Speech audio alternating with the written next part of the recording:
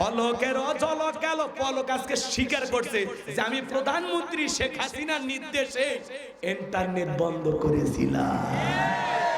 আজকে পলক আদালতে হাজিরাতি দেখে স্বীকার করছে যে সাবেক প্রধানমন্ত্রী শেখ হাসিনার নির্দেশে আমি ইন্টারনেট বন্ধ করেছি। আমার বাপের ক্ষমতা আছে, প্রধানমন্ত্রীর ইশারায় ইন্টারনেট বন্ধ। আর আপনারা তামাশা করছেন ইন্টারনেট আমরা বন্ধ করিনি, বন্ধ হয়েছে। তাহলে বন্ধ কে করেছে আজকে নাম জানা গেল। বন্ধ কে করেছিল? এর জোরে বলেন কে করেছিল? সাবেক প্রধানমন্ত্রী শেখ হাসিনা, উনি বন্ধ করছিলেন। নেট বন্ধ করলো, টেলিভিশনের সম্প্রচার বন্ধ করলো, রাতের আধারে মানুষকে হত্যা করে গরম পানি দেয়া রাস্তার রক্ত পরিষ্কার করলো। তারপরে ক্ষমতায় টিকে থাকার ভাগ্য হলো না। পলক সাহেবকে ধন্যবাদ সত্য স্বীকার করার জন্য। আরো কি কি সত্য জানেন স্বীকার করেন, আপনার তাড়াতাড়ি আমরা বের করে দিই। কথা কোন ঠিক না? আস্তে আস্তে সব তোমার ফাঁস হবে। পলক সাহেব গতকালকে বলতেছে আমি তো বোবা হয়ে গেছি। এরা কখনো ভাবিনি এইভাবে এদের পতন হবে। কথা কয় না? পলক সাহেব কি বলতেছে আমি বোবা হয়ে গেছি। কি বলবো, কিচ্ছু বলার নেই। পলক সাহেবের বউ প্রাইভেট পড়ায়, কোচিং করায় কয়েক কোটি টাকা ইনকাম করছে। এরকম বউ কেউ পাচ্ছেন নাকি? আমি কথা বলবো পবিত্র কোরআনুল কারীমের 41 নম্বর সূরা। সূরাটির নাম হামিম আস-সাজদা। বলেন কি নাম? সাজদা। মোট আয়াত আছে 54টি, রুকু আছে 6টি। বিশ্বনবীর মক্কার জিন্দেগিতে এই সূরাটি নাজিল হয়েছে। চিৎকার মেরে বলুন আল্লাহু আকবার। একটু আওয়াজ দিয়ে সহযোগিতা করবেন। আশেপাশে সাইটে এখানে সেখানে কেউ কোনো গল্প করবেন না, একটু নীরব থাকবেন। যারা দাঁড়িয়ে আছেন বসেন ভাই, বসেন। পোলা প্যাকেট হতে যতক্ষণ আপনারা বসেন। প্যাকেটে দেবেন না বসে দেবেন? ঠিক আছে, প্রস্তুতি চলতেছে, আমি বেশিক্ষণ ওয়াজ করবো না। বসে বসেন। যুবক বসো, বাবা বসো, কেউ দাঁড়িয়ে থাকবেন, একটু বসো। আচ্ছা এদিক খেয়াল করেন, আমি কথা বলবো পবিত্র কোরআনুল কারীমের কত নাম্বার সূরা? 41 নাম্বার। কত নাম্বার? একটু কথা বলা লাগবে, মনেও রাখা লাগবে। আশেপাশে যদি ভবিষ্যতে কোথাও আসি যেন বলতে পারেন হুজুর ওই যে আমাদের দাখিল মাদ্রাসা আসছিলেন, কোরআনুল কারীমের 41 নম্বর সূরা থেকে আলোচনা করেছিলেন। সূরাটির নাম হামিম আস-সাজদা। মনে থাকবে তো ইনশাআল্লাহ? মোট আয়াত কত বলেছি? 54। রুকু আছে 6টি। বিশ্বনবীর মক্কার জিন্দেগিতে এই সূরাটি অবতীর্ণ হয়েছে। নাজিল হয়েছে কোথায়? মক্কায়। হিজরতের পূর্বে যে সূরাগুলো নাজিল হয়েছে এই সূরাগুলোকে মাক্কি সূরা বলা হয়। আর হিজরতের পরে যে সূরাগুলো নাজিল হয়েছে এই সূরাগুলোকে মাদানী সূরা বলা হয়। আমি যে আয়াত কারিমা তিলাওয়াত করেছি আয়াতের নাম্বার হলো 30। এই আলোচনা কবুল করার পরে আল্লাহ যেন আমাদের সবাইকে পার করে দেন ফুল সিরাতের ব্রিজ। জোরে বলেন আমিন। আর একটু জোরে বলেন না আমিন। সম্মানিত ভাইরা আমার, এই আয়াত কারিমা পাইবেন কোথায়? 24 নম্বর পারার 19 নম্বর পৃষ্ঠার 3 নম্বর লাইনে এই আয়াত কারিমা রয়েছে। চিৎকার মেরে বলুন আল্লাহু আকবার। আর কোনো ভূমিকা নাই, আর কোনো কথা বাড়ানো যাবে না, ডাইরেক্ট জবান ছেড়ে সবাই একটু মহব্বতে আমার সঙ্গে তেলাওয়াত করুন। আউযু বিল্লাহি মিনাশ শাইতানির রাজিম। বিসমিল্লাহির রাহমানির রহিম। বিতাড়িত মুর্দার শয়তানের কাছ থেকে আল্লাহ পাকের কাছে আশ্রয় প্রার্থনা চাচ্ছি। পরম করুণাময় অসীম দয়ালু আল্লাহ তাআলা নামে শুরু করছি। আমরা যে কোনো কাজ শুরু করব কার নামে? আল্লাহর নামে।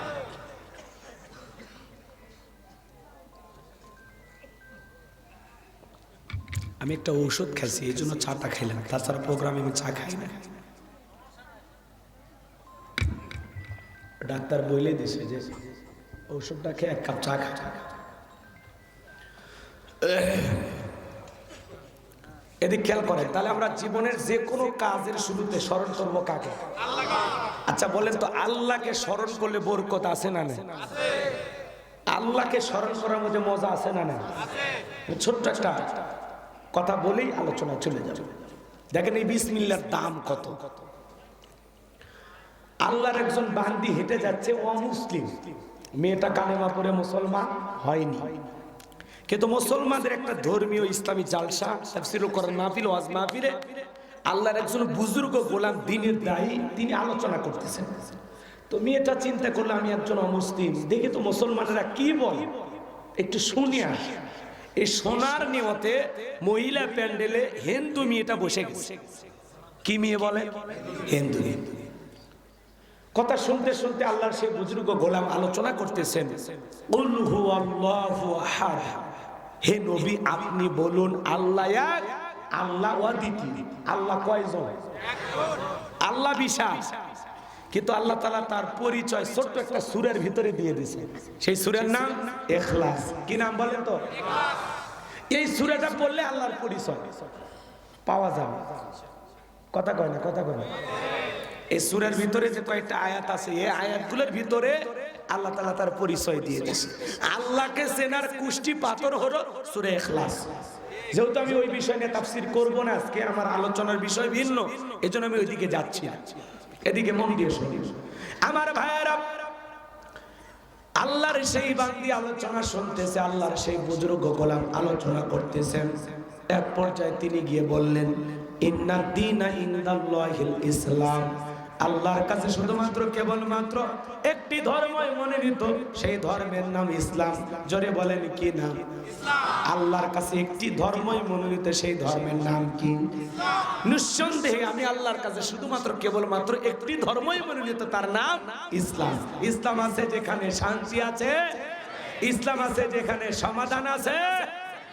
আমার ভাইয়েরা গভীর মনোযোগ দিয়ে শুনবেন। এইবার মেয়েটা বুঝতে পারলো সৃষ্টিকর্তার নাম আল্লাহ, শ্রেষ্ঠ ধর্মের নাম ইসলাম।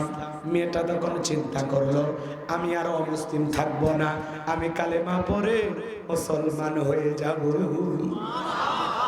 মেয়েটা তখন কোরআনের আকর্ষণে, কোরআনের কথাগুলো শুনে কালেমা পড়ে মুসলমান হয়ে গেল।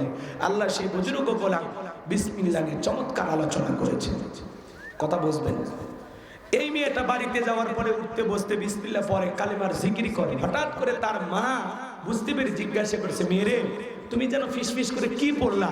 মেয়েটা ডেকে বলে, মা আমি গত কয়েকদিন আগে মুসলমানদের একটি প্রোগ্রামে গিয়ে কালেমা পড়ে মুসলমান হয়েছে।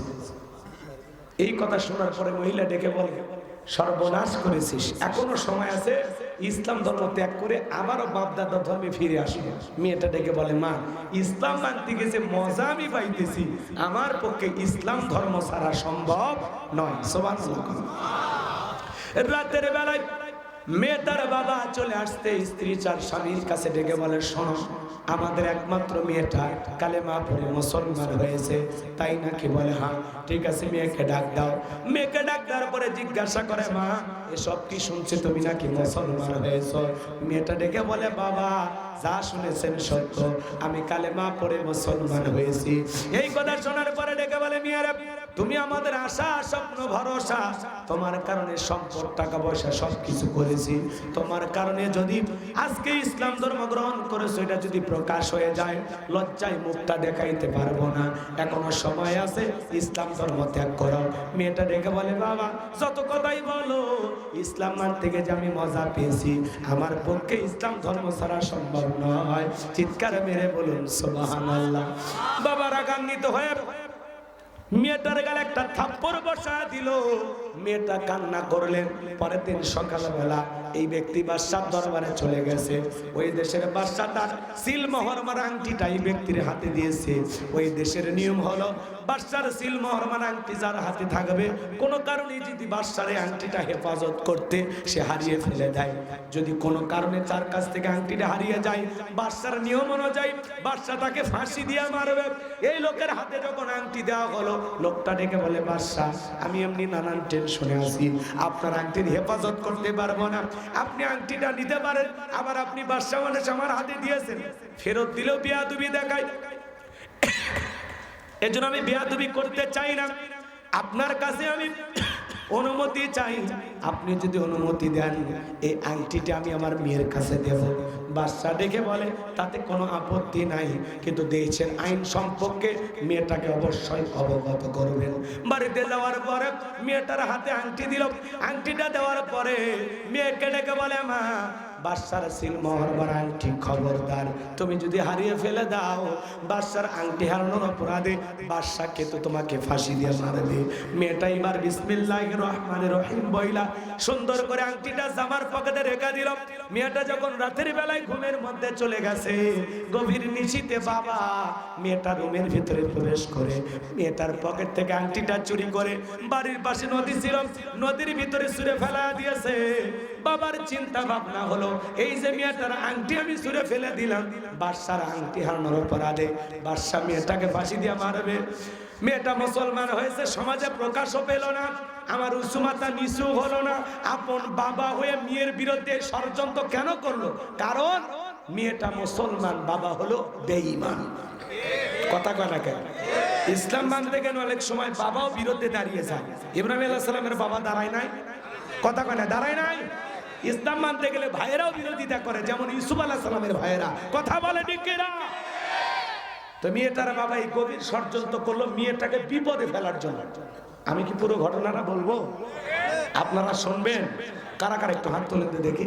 লিল্লাহি তাকবীর। আমরা যে আয়াত কারিমা তেলাওয়াত করেছি, আয়াতের নাম্বার কত? 30। জবান ছেড়ে সবাই একটু মহব্বতে পড়ুন। আমার আল্লাহ রাব্বুল আলামিন বলেন, ইন্নাল্লাযীনা ক্বালু রাব্বুনাল্লাহু সুম্মাস্তাকামু তাতানাজ্জালু আলাইহিমুল মালাইকাতু আল্লা তাখাফু ওয়ালা তাহজানু ওয়া আবশিরু বিল জান্নাতিল্লাতী কুনতুম তুআদুন।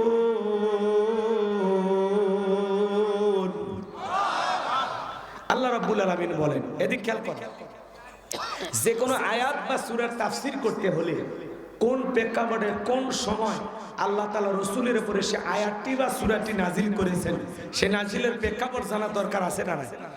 আরবিতে বলা হয় শানি নজুল। যদি শানি নজুল আলোচনা করা হয় তাহলে তাফসীর বুঝতে সহজ হয়। আল্লাহু আকবার বলেন। তাহলে এই আয়াতি কারিমাগুলো আল্লাহ তাআলা কোন প্রেক্ষাপটে নাজিল করেছেন, সময়টা কেমন ছিল একটু জানার দরকার আছে। আমি কি বলবো? যদি শানি নজুল আলোচনা করা হয় তাহলে তাফসীর 50% আপনারা বুঝে ফেলে যাবেন। এই জন্য আয়াতের তাফসীর করতে হলে আগে শানি নজুল বলতে হবে। তাহলে নবীজির উপরে কোন প্রেক্ষাপটে আল্লাহ তাআলা নাজিল করেছেন আমি একটু বলি। যদি আমি খালি শানি নজুল বলি, ওইটা বললে 2 ঘন্টা লাগবে। এত সময় আপনাদের হাতেও নাই, আমার হাতেও নাই। সংক্ষিপ্ত যেটুকু না বললেই নয়। বিশ্বনবীর প্রিয় 2 জন মানুষ মাত্র 3 দিনের ব্যবধানে মারা গেলেন। কয়দিন? কয়টা বলেন? কয়দিন?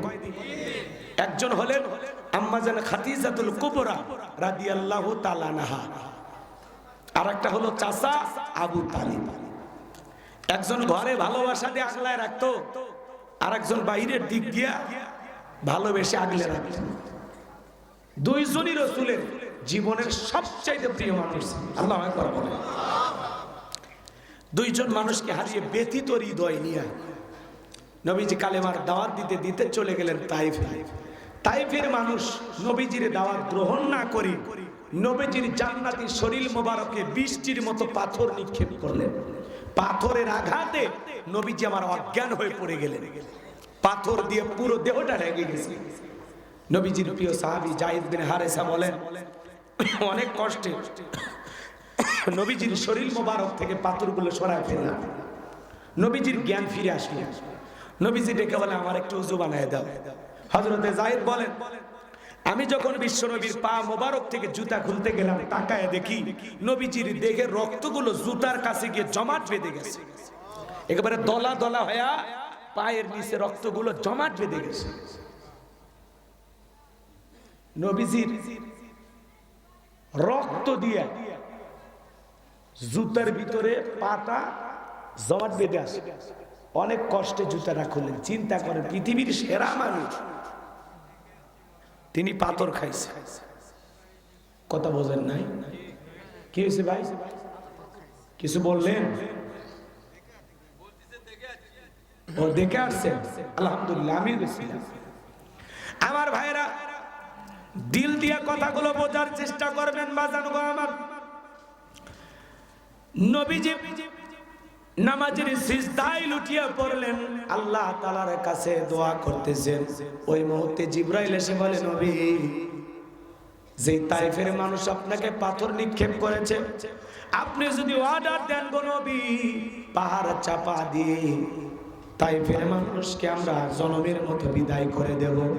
আমার নবীটাকে বলে, জিবরাইল, তাইফের মানুষ না বুঝে আমাকে পাথর নিক্ষেপ করেছে, তুমি যদি তাদেরকে বিদায় করে দাও, আমি কার কাছে কালেমার দাওয়াত দেব? তাইফের মানুষকে আমি মাফ করে দিয়েছি, আমার আল্লাহ জানো তাইফের মানুষকে মাফ করে দেয়। আমার আল্লাহকে বলো, আমার আল্লাহ যেন তাইফের মানুষকে কষ্ট না দেয়। কেমন রহমতের নবী ছিলেন। আপনি আমি হইলে কি কর? ঠিক ঠিক জিবরাইলকে অর্ডার দিত যে নেন, কিন্তু রসুলের ভিতরে এত দয়া মায়া ছিল, এই জন্য আল্লাহ ঘোষণা করেছেন, ওমা আরসালনাকা ইল্লা রাহমাতাল লিল আলামিন। নবী হলেন সমগ্র জাতির জন্য রহমত। মানব, দানব, জিন, ইনসান সকল সৃষ্টিগুলোর জন্য রহমত স্বরূপ। সুবহানাল্লাহ। যেখানে আল্লাহ রব, সেখানে নবী রহমত। আল্লাহ হলেন রব্বুল আলামিন, নবী হলেন রাহমাতাল লিল আলামিন। আল্লাহু আকবার বলে। গভীর মনোযোগ দিয়ে শুনবেন। নবীজি ফেরত আসলেন মক্কায়। এখানে আসার পরে অনেক ঘটনা আছে, আমি ওই কথাগুলো বলবো না। 19 দিন পর্যন্ত আসমান থেকে জিবরাইল আসে না, নতুন কোন আয়াত কারিমা নাজিল হয় না। আমার ভাইরা, কাফিররা সমালোচনা শুরু করে দিল, ও নবীর সাহাবীরা, তোমাদের নবী তো নতুন কোন আয়াত পাঠ করে শোনায় না, নাকি তার উপরে যে জিন ভর করেছিল সেই জিনটা বিদায় নিয়েছে। জোরে কর নাউজুবিল্লাহ।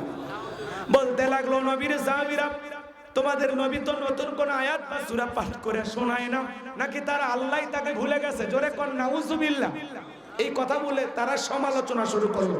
সাহাবায়ে কেরাম মনে মনে কষ্ট পায়, কিন্তু কোন সাহাবী নবীজির কাছে যায় কষ্টগুলো প্রকাশ করে না। এই যখন ইসলামের অবস্থা, 19 দিন পরে আল্লাহ তাআলা জিবরাইলের মাধ্যমে এই পাওয়ারফুল আয়াতে কারিমা নাজিল করলেন। চিৎকার মেরে বলুন আল্লাহু আকবার। আমার আল্লাহ রাব্বুল আলামিন জানিয়ে দিলেন, ইন্নাল্লাযীনা ক্বালু রাব্বুনাল্লাহ। আমার আল্লাহ তাআলা বলেন, নিশ্চয়ই যারা বলে আমি তোমাদের রব, আমাদের রব কি? যারা বলে আমাদের রব আল্লাহ, আমাদের রব কে ভাই? এরপর আল্লাহ বলেন, সুম্মাস্তাকামু। এই কথার উপরে যারা ইস্তেকামাত থাকে, অবিচল অটল থাকে, তাতানাজ্জালু আলাইহিমুল মালাইকা, আসমান থেকে তাদের উপরে ফেরেশতা নাজিল হয়। ফেরেশতা নাজিল হয় 3 সময়। কোন কোন সময় আমি বলবো, শোনেন। ফেরেশতা এসে বলে, আল্লাহ তাখাফু, ভয় পেও না, ওয়ালা তাহজানু, চিন্তা করো না, ওয়া আবশিরু বিল জান্নাতিল্লাতী কুনতুম তুআদুন। আল্লাহু আকবার। আল্লাহ যে জান্নাতের প্রতিশ্রুতি, যে জান্নাতের ওয়াদা দিয়েছিল, সেই জান্নাত পেয়ে তোমরা আনন্দিত হও, সেই জান্নাত তোমরা গ্রহণ করো। চিৎকার মেরে বলুন সুবহানাল্লাহ। এটা হলো আয়াতের সরল অনুবাদ। এবার চলেন আমরা মূল তাফসিরে চলে যাই। কষ্ট হবে আপনাদের? আল্লাহ তাআলা কি বলেন, ইন্নাল্লাযীনা ক্বালু রাব্বুনাল্লাহ। নিশ্চয়ই যারা বলে আমাদের রব আল্লাহ, আমাদের রব কে? সুম্মাস্তাকামু, সুম্মাস্তাকামু, এই কথার উপরে যারা ইস্তেকামাত থাকে। সুম্মাস্তাকামু, ইস্তেকামাত থাকা, অবিচল অটল থাকা। আপনাদের এলাকার রাস্তা আছে না বাজান? এবার শোনেন, মনোযোগ লাগান। ওই রাস্তার 2 ধার দিয়ে গাছ থাকে না? যখন ঝড় তুফান আসে, আইলা, নারগিস, হুদহুদ, সনি, ফনি, মিগজাও, মিথিলি, দানা, এই যে নানান ধরনের ঘূর্ণিঝড়ের নাম আছে। এই ঘূর্ণিঝড়গুলো যখন আসে, দেখবেন রাস্তার অনেক গাছ গছালি ভাঙ্গিয়া রাস্তার উপরে পড়ে থাকে। কে বাজান কথা বলে কেন? ঘুমাইছেন? সামনে গেলে মজা পাবে। আর এই মজা পেতে গেলে কমপক্ষে আপনাকে 40 মিনিট একটু অপেক্ষা করলেন, তারপরে মজা পাবেন। যুবক যারা আছো নিরাশ হয় না, তোমরাও যুবক আমিও যুবক, তোমাদের দুঃখ আমি ভালো বুঝি। পৃথিবীর অবস্থা করুন, বক্তার দরকার তরুণ, কথা বলে ঠিক না?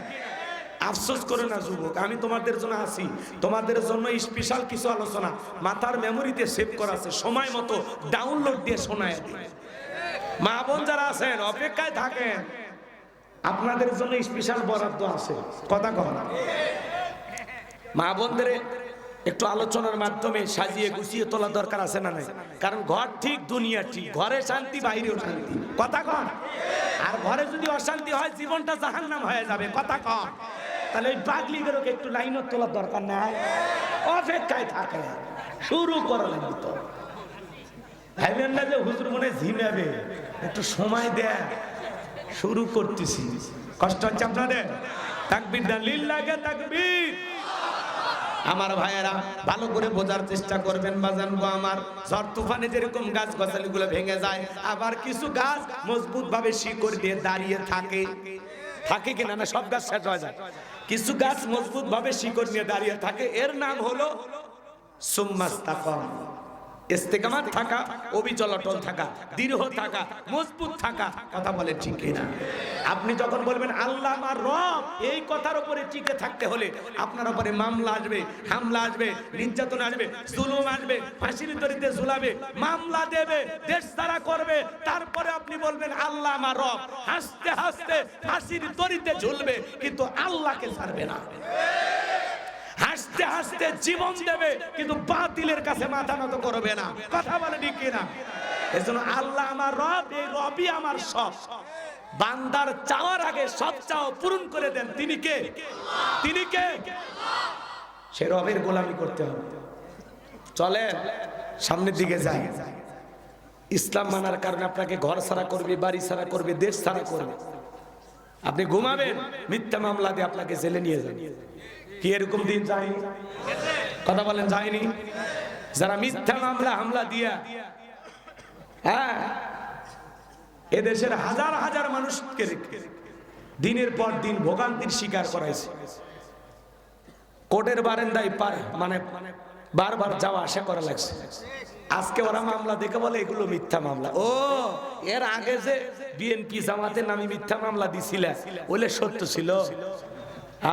মসজিদের ইমাম, মসজিদ, মাদ্রাসার সুপার, ভাইস প্রিন্সিপাল, সবার নামে যে আপনারা মামলা দিছিলেন, কি এই হুজুরের নামে ধরান গাড়ি পোড়ানোর মামলা দিছে? আপনার কি মনে হয় সুপার সাহেব জীবনে একটা ট্রাকে ঢেল মারা তো দূরের কথা, গাড়িতে আগুন লাগান তো দূরের কথা, জীবনে কোনোদিন একটা ওয়াটার ঢেল মারছে? ওই মানুষের দিয়ে গাড়ি পোড়ানোর মামলা। সুপ্রিম কোর্টে একজন জামিন নিতে গেছিল, অন্ধ মানুষ, তাকে দিচ্ছে গাড়ি পোড়ানোর মামলা। অন্ধ মানুষ গাড়ি চেনে ভাই? ওই গাড়ি চেনে না, বাড়ি চেনে না, ওই গাড়িতে আগুন লাগেবার যা ওর শরীরে আগুন লেগে দিবে। কথা কন ঠিক কি না? এত বড় মিথ্যাবাদী এরা ছিল। কথা কয় না গো? বড় বড় ক্ষমতার দাম্ভিকতা, অহংকার দেখায় তো আজ কই আছে? সব ভেঙে গেছে। কথা কন ঠিক কি না?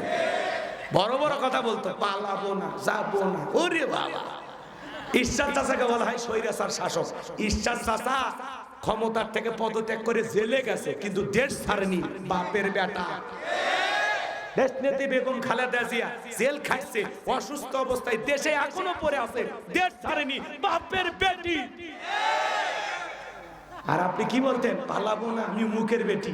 কই, আপনি তো আপনার কথা ঠিক রাখলেন না। নিজের জীবনের মায়া দেখলেন, একাই পালিয়ে যায়, বাঁচলেন। আর এত নেতা কর্মী, এত অনুসারী, তাদের কথা ভাবলেন না। যেই নেতা জনগণের কথা ভাবে না, ওটা নেতা হতে পারে না। মমতাময়ী প্রধানমন্ত্রী বলতেন, মা পালিয়ে গেল সন্তানদেরকে বিপদে ফেলে। ওটা মা, ওটা মা। হ্যাঁ, আপনারাই, আমি বলবো। রাগ করতেছেন আপনারা? বড় বড় কথা বলতো, রান্না করা ভাত, ভাগ্যে খাওয়া জুটেনি। যেদিন পালিয়ে গেছে ওই দিনও 12 পদের রান্না ছিল।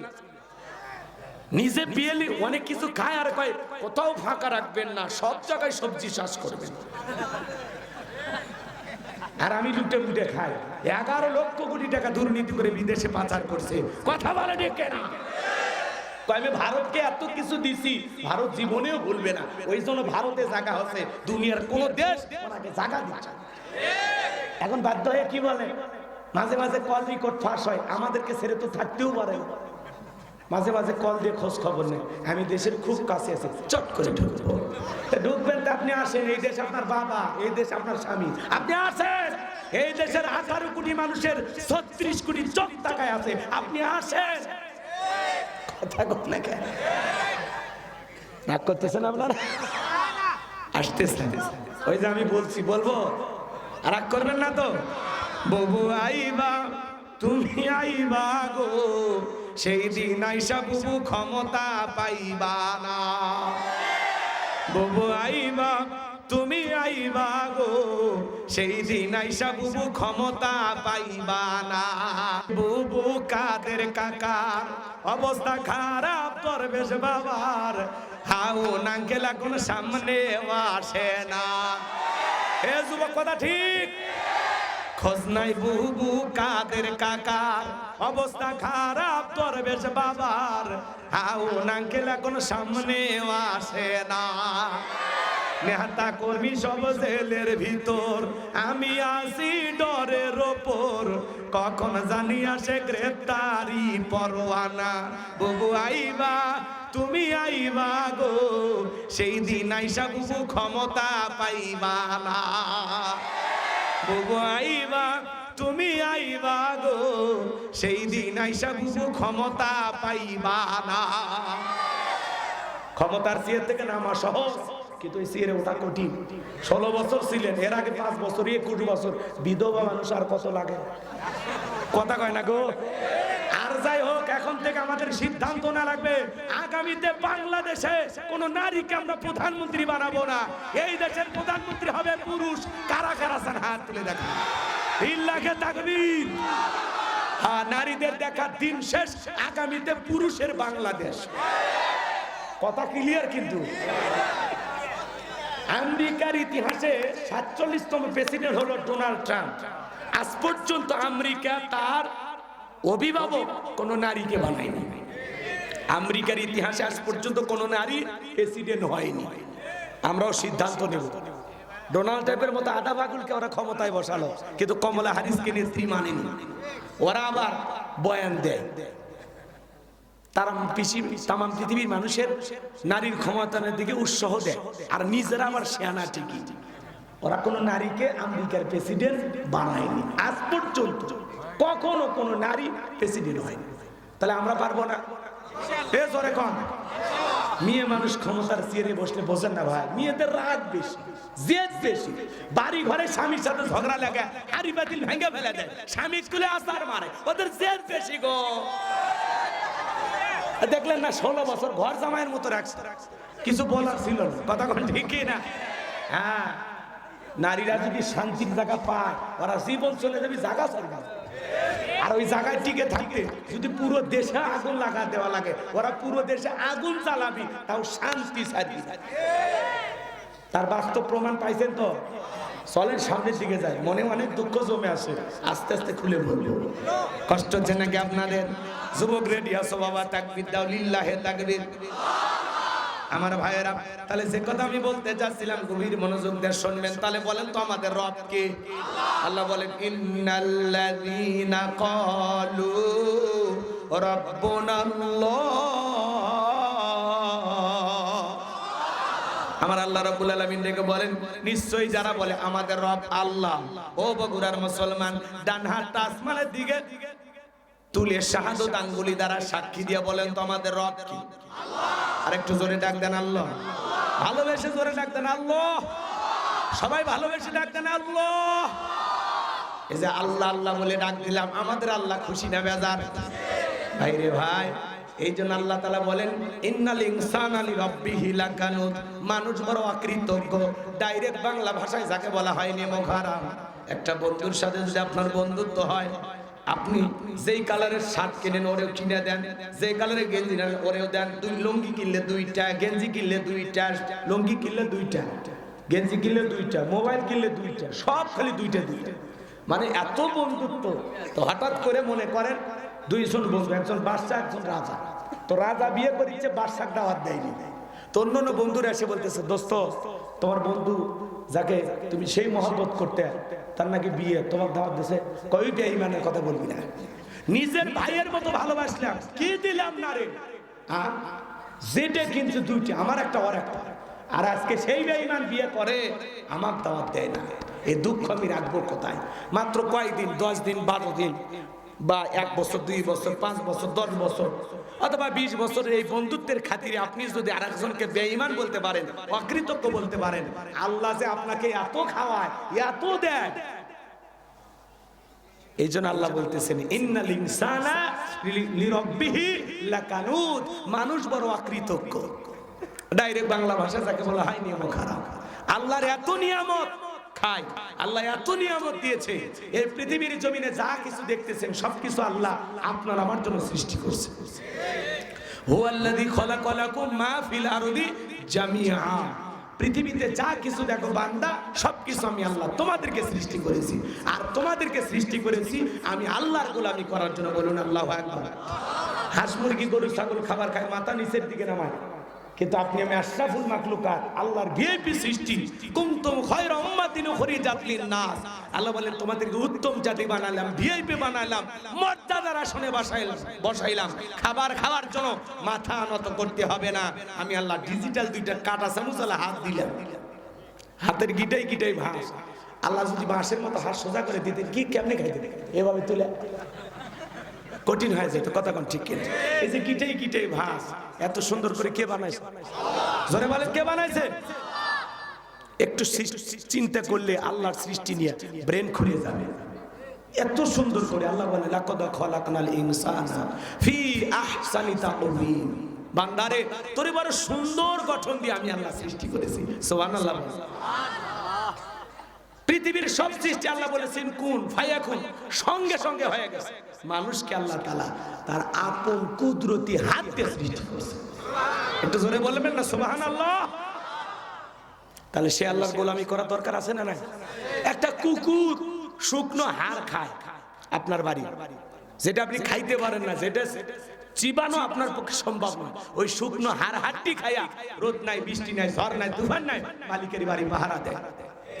অপরিচিত লোক দেখলেই সিগন্যাল দেয়, কোন এলাকা থেকে আসছো, ভিতরে যাইবা, অনুমতি আছে, কার সাথে দেখা করবা, ও ওর ভাষায় বলে। কথা কর না আপনারা? ভিতরে থাকা ব্যক্তি যখন ধমক দেয়, চুপ আসতে আসতে, তখন বলতেছে ও ভিতরে অনুমতি আছে, ঠিক আছে যা আমি দেখতেছি। আগন্ত ব্যক্তি আর বাড়ির মালিক দুইজন মিলে গল্প করে, কুকুর লেজ নাড়ে আর চতুর্দিক দিয়ে ঘরে। একবার মালিকের চেহারার দিকে তাকায়, আর একবার আগন্ত ব্যক্তির চেহারার দিকে তাকায়। মালিককে ইশারা দিয়ে বলতেছে, একবার শুধু বলেন লোকটারে ছেড়েন না, এমন কামড় দেব হাসপাতালে না যাওয়া পর্যন্ত ভালো হবে না। কথা কোন ঠিক? মালিকটা যখন ধমক দেয় লাগবে শর্ট শর্ট, তখন বলে ও আপনার পরিচিত আগে বলবে, খামাকাই ডিউটিটা করলাম। কথা কন না কেন বাজান? একটা কুকুর শুকনো হাড়কে, রোদ নাই, বৃষ্টি নাই, ঝড় নাই, তুফান নাই, মালিকের বাড়ি পাহারা দেয়। আমরা হলাম আশরাফুল মাখলুকাত, আল্লাহ বড় আদর করে দরদ দিয়ে ভালোবাসা নিয়ে সৃষ্টি করেছেন বাজান। যেই জায়গায় যেইটা দরকার আল্লাহ তাআলা সেইটা দিলেন। 14টা যদি কপালের মাঝখানে দিয়ে দিতেন, আর ফুটবল খেলার জন্য যদি মাথা দিয়ে আমরা হিট দিতাম, চোখ দুটা ডিম পোষ হয়ে যেত। নাকটা যদি চেহারার এই সুন্দর মাঝখানে না লাগাইয়া পিঠের মাঝখানে লাগাই দিত, খাবারের প্লেটটা নিয়ে পিছন দিকে দিয়ে বলা লাগতো, নাক মামু খাবারটা চেক করে দেখ, খাবো না ফেলে দেবো। কথা কোন ঠিক কিনা? আমার ভাইরা যদি একটু হিসাব নিকাশ করেন, কানের জায়গায় কান, নাকের জায়গায় নাক, ঠোঁটের জায়গায় ঠোঁট, দাঁতের জায়গায় দাঁত, চোখের জায়গায় চোখ, ভুরুর জায়গায় ভুরু, চেহারাটার আকৃতি যেমনে বানাইলে বান্দাকে সুন্দর দেখা যায়, সেই নিপুণ কারিগরের নাম হলো আল্লাহ। এত সুন্দর করে যে মালিক সৃষ্টি করেছেন, সেই মালিক বড় মহব্বত আর ভালোবাসা নিয়ে বলেন, ওয়ামা খালাকতুল জিন্না ওয়াল ইনসা ইল্লা লিয়াবুদুন, আমি মানব জাতিকে সৃষ্টি করেছি শুধুমাত্র কেবলমাত্র একমাত্র আমি আল্লাহর দাসত্ব আর গোলামি করার জন্য। তাহলে আপনি আমি গোলামি করব কার? আল্লাহ। করবেন তো ইনশাআল্লাহ? তাহলে কোটি কোটি বার ডাক দিল বিরক্ত হন না যিনি তিনি কে? সে রবের গোলামি করতে রাজি আছেন তো ইনশাআল্লাহ? তাহলে আয়াতের শুরুতে আল্লাহ কি বলেন? ইন্নাল্লাযীনা ক্বালু রাব্বুনাল্লাহ, নিশ্চয়ই যারা বলে আমাদের রব আল্লাহ, আমাদের রব কে? রূহের জগতে আল্লাহ রাব্বুল আলামিন আপনাকে আমাকে প্রশ্ন করলেন, আলাস্তু বিরাব্বিকুম, আমি কি তোমাদের রব নই? আমরা সেদিন সবাই জবাব দিয়ে বলেছিলাম ক্বালু বালা, অবশ্যই আপনি আমাদের রব। আল্লাহু আকবার। সবাই স্বীকৃতি দিয়েছে আপনি আমার রব। এই পৃথিবীর জমিনে পাঠানোর পরে আল্লাহ রাব্বুল আলামিন সর্বপ্রথম যে আয়াতে কারিমা নাজিল করলেন, ইকরা বিসমি রাব্বিকাল্লাযী খলাক, পড়ো তোমার রবের নামে যিনি তোমাদেরকে সৃষ্টি করেছেন। এই আয়াতের ভিতরে রব শব্দ আছে না নাই? রবের জ্ঞান কোথায় শিক্ষা দেওয়া হয়? স্কুল কলেজ নাকি মাদ্রাসায়? জোরে বলেন, জোরে বলেন। ইকরা, পড়ো। সর্বপ্রথম আল্লাহ জ্ঞান অর্জনের কথা বলেছেন। ইকরা বিসমি রাব্বিকাল্লাযী খলাক, পড়ো তোমার রবের নামে যিনি তোমাদেরকে সৃষ্টি করেছেন। মাদ্রাসার দিকে তাকায় দেখেন ছোট ছোট বাচ্চারা কি সুন্দর বইসা পেশাব করে, পেশাব করে ঢেলে কুড়ি ব্যবহার করে, পানি নেই, কথা বলে। আর কত ছেলে কলেজ বিশ্ববিদ্যালয়ে পড়াশোনা করে, পালসার গাড়ি নিয়ে ঘোরাঘুরি করে, গাড়ি ব্রেক করে রাস্তার মধ্যে দাঁড়িয়ে থাকে কুকুরের মতো পেশাব করে, বসেও না, কথা কোন ঠিক না। আবার টিস্যু নেয় না, পানিও নেয় না, আস্তে বাড়ি মেরে উঠে ছুঁয়ে দেয়, টপ টপ করে পরে প্যান্টটা মেখে যায়। এ কথা কোন নাকি আপনারা? কবরের ভিতরে সবচাইতে বেশি শাস্তি হবে এই একটাই কারণে, যে কারণটা হলো যে ব্যক্তি পেশাব থেকে পবিত্রতা অর্জন করে না। খালি মাথা নাড়াস না, বক্তার ওয়াজ শুনে যদি হেদায়েত হতো ডেকোরেটর আমরা আগে হেদায়েত হতো। এরা মাইক বাজায়, ওয়াজ শোনে, কিন্তু পরিবর্তন হয় না। কথা বল নাকি আপনারা? বিশ্বাস করেন, বক্তার ওয়াজ শুনে সর্বপ্রথম যদি হেদায়েত হয় আগে এদের হেদায়েত হওয়ার কথা। কারণ আপনারা চলে গেলে এরা যায় না, ঠেকায় লাগে, বাধ্য হয়। কথা কোন ঠিক কিনা? এজন্য যুবক পেশাব করে হয় পানি না হয় টিস্যু না হয় মাটি, যে কোনো একটা নেওয়াই লাগে। কথা কয় লাগে। হুজুর বলছে বাবা পেশাব থেকে পবিত্রতা অর্জন না করার কারণে অনেক মানুষকে আল্লাহ তাআলা কবরের ভিতরে শাস্তি দিবে, আযাব হবে। কবরে কি হবে? আযাব হবে, খালি পেশাব থেকে পবিত্রতা অর্জন না করার কারণে। আপনার লজ্জা হয় না? আপনার 30-40 বছর বয়স, আপনি একটা মুসলমান, আপনি পেশাব করে খালি কেমনি উঠে যান? হ্যাঁ, আপনার লুঙ্গি হোক প্যান্ট হোক, যেই জায়গাটা ভিজে যায় ওটা নাকে দিয়ে দেখবেন তো কেমন সুগন্ধ বের হয়েছে। এবার সামান্য ভদ্রতাটুকু আপনার ভিতরে নাই। অনেক ভক্ত এসে কয় হুজুর আমি আপনার সেই বন্ধু, আমি কিন্তু আপনার ওয়াজ শুনি, আপনার ওয়াজ না শুনে আমার ঘুম হয় না হুজুর। তাই নাকি? হুজুর একটা সেলফি, সেলফি বল, আগে আমার সাথে 2 রাকাত নামাজ পড়। কয় হুজুর শরীর ঠিক নাই। আমি তখন বললাম এই রোগ তো মহিলাদের হয়, কবে তোমার থেকে শুরু হলো? কয় হুজুর এই রোগ সেই রোগ না। কি হয়েছে? কয় পেশাব করে পানি নেই, শরীর ঠিক নাই, কাপড় ঠিক নাই। আচ্ছা এটা মুসলমান বলতে পারে? কথা কন না আপনি? বহুত জনকে মসজিদে টানছি, কয় হুজুর আজকে বাদ, হুজুর আমার আমি ব্যাটক করে আনি নেই। অথচ 25-30 বছর বয়স, কত বড় নির্লজ্জ বেহায়া হলে এই কথা বলে। কুত্তাও পেশাব করে পানি নেয় না, ওই মুসলমানের বাচ্চা মুসলমান পেশাব করে পানি নেয় না। তাহলে কুকুরের খালি 4 পা, এর খালি 2 পা, পায়ের মধ্যে পার্থক্য, স্বভাবের মধ্যে একেবারে কোনো পার্থক্য নাই। কুত্তাও যা করে ওইও তাই। হাসেন না? আজ দেখি তো ওয়াজ খালি করলে হবে না, ওয়াজও করালে। কথা কোন ঠিক কিনা? এক যুবক এই ওয়াজ শুনে হেদায়েত হয়েছে, যাওয়ার পথে পেশাব করতে চিন্তা করতেছে, হুজুর কইছে হয় পানি না হয় টিস্যু না হয় মাটি। পানিও নাই, টিস্যু নেই, মাটি নাই, কি করি? হুজুর বলছে কিছু না পাইলে রাস্তার বালু জড়ায় হলেও ঠেকা কাজ পারি ধরে। অন্ধকার রাত, বালু জড়ায় যখন জায়গা মতো দিয়েছে, কিছু ছিল লাল পিঁপড়ে বালুর ভিতরে, ইনজেকশন দেওয়া শুরু করছে। তখন বলতেছে এই জন্য তো আমি হুজুরদের ওয়াজ শুনি না, দোষকে হুজুরের নেওয়ার আমলে। টর্চ লাইট মেরে দেখার দরকার আছে না নাই? এজন্য যুবকদের পায়ে হাত দিয়ে অনুরোধ করি, আজ থেকে শপথ গ্রহণ করো, পেশাব করে পানি টিস্যু ঢেলে কুলুপ ব্যবহার করো। মাদ্রাসার ছোট বাচ্চা 7-8 বছর বয়স কি সুন্দর পেশাব করিয়া পানি নেয়, টিস্যু নেয়, বাড়ির জামাক সালাম দেয়, বাবা সালাম দেয়, রাস্তাঘাটে মুরব্বী দেখে সালাম দেয়, কি সুন্দর আদব কায়দা দেখে পরানটা জুড়ে যায়। আর ছেলে কলেজে পড়ে, বাপু কাছে সালাম দেয় না, বলে হ্যালো ড্যাড বাবা, মানে সোয়ার একটা মারি ইংরেজি শিখছে, ভাব নাই। হ্যালো পাপ্পা, পাপ্পা কবি না চাচা কবি খুঁজে পায় না, এরকম ছেলে পেলে আসে না। আর আমরাও বাবা মা হয়েছি, একটু কথা বললেই বাপ বাইরে যাচ্ছে, ছেলেকে বলে বাবা তোমার আব্বুকে একটু টাটা দাও, tata tata tata bye bye, কথা বলা। যারা শিখায় টাটা এদের কপাল ফাটা, এই সন্তান বড় হইয়া মারবে কপালে ঝাঁটা। এখনো সময় আছে, টাটা বাই বাই না।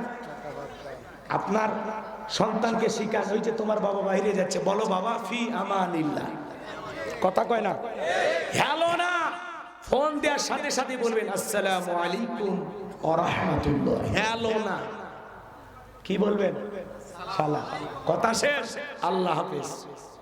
আপনারা এগুলো করবেন না, কি যে করেন আল্লাহ ভালো জানে। ভাই আমার কথা কি বিরক্ত হচ্ছে?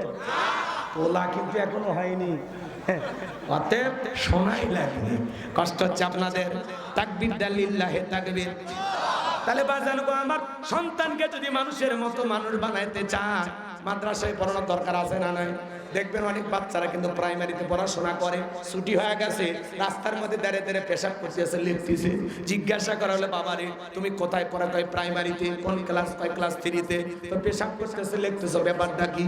তোমার স্যার কি তোমাদেরকে আদব কায়দা শিখায় না? তাহলে বলো, তখন বলতেছে হুজুর ওই কথা বলবেন না, প্রাইমারি পেশাবখানায় যা দেখি সারি তাই দাঁড়িয়ে থেকে পেশাব করে, তার মানে যেমন দেখতেছে তেমন শিখতেছে। কলেজ ইউনিভার্সিটির দিকে তাকায় দেখেন, এমনও জায়গায় মারামারি হয় বাজার, শিক্ষককে পিটাইয়া কাপড় খুলে নেয়। আর মাদ্রাসার দিকে তাকায় দেখেন, ওস্তাদকে মারা তো দূরের কথা, ওস্তাদের পায়ে ওজুর পানি ঢেলে দেয়। মাদ্রাসায় পড়ে কি আদব কায়দা! ওস্তাদ যখন সামনে দিয়ে হেঁটে যায়, ছাত্র যদি সাইকেল বা মোটর সাইকেল দিয়ে যায়, ব্রেক করে, ব্রেক করে দাঁড়ায়, সালাম দেয়, অনুমতি নেয়। স্যার বা ওস্তাদ অনুমতি দিলে তারপরে মোটর সাইকেলে চলে সামনে যায়। কি আদব! তাহলে সন্তানকে মানুষের মতো মানুষ বানাইতে চাইলে মাদ্রাসায় পড়ানোর দরকার আছে না নাই? সন্তানদেরকে মাদ্রাসায় পড়াবেন তো ইনশাআল্লাহ আল্লাহ কবুল করেন, জোরে বলুন আমিন। এরপরে আমার ভাইয়েরা, পবিত্র কোরআনুল কারীমের 1 নাম্বার সূরা, সূরাটির নাম হলো সূরাতুল ফাতিহা, তার 1 নাম্বার আয়াত জবান ছেড়ে সবাই পড়ুন, আলহামদুলিল্লাহি রাব্বিল আলামিন। এই আয়াতের ভিতরে রব শব্দ আছে না নাই? জোরে বলুন আছে না নাই? সমস্ত প্রশংসা, যাবতীয় প্রশংসার একমাত্র মালিক তিনি, সৃষ্টিকুলের রব, আমাদের প্রতিপালক, আমাদের আল্লাহ যিনি। আল্লাহু আকবার বলে। তাহলে আয়াতের ভিতরে রব শব্দ আছে, আছে না নাই? এরপরে আপনি আমি যখন রুকুতে চলে যাই কি তাসবিহ পাঠ করি, সুবহান রাব্বিয়াল আযীম, সুবহান রাব্বিয়াল আযীম। রব শব্দ আছে না নাই? রুকু হতে দাঁড়ানোর সময় কি বলি? সামি আল্লাহু লিমান হামিদা, রব্বানা লাকাল হামদ। রব শব্দ আছে না নাই?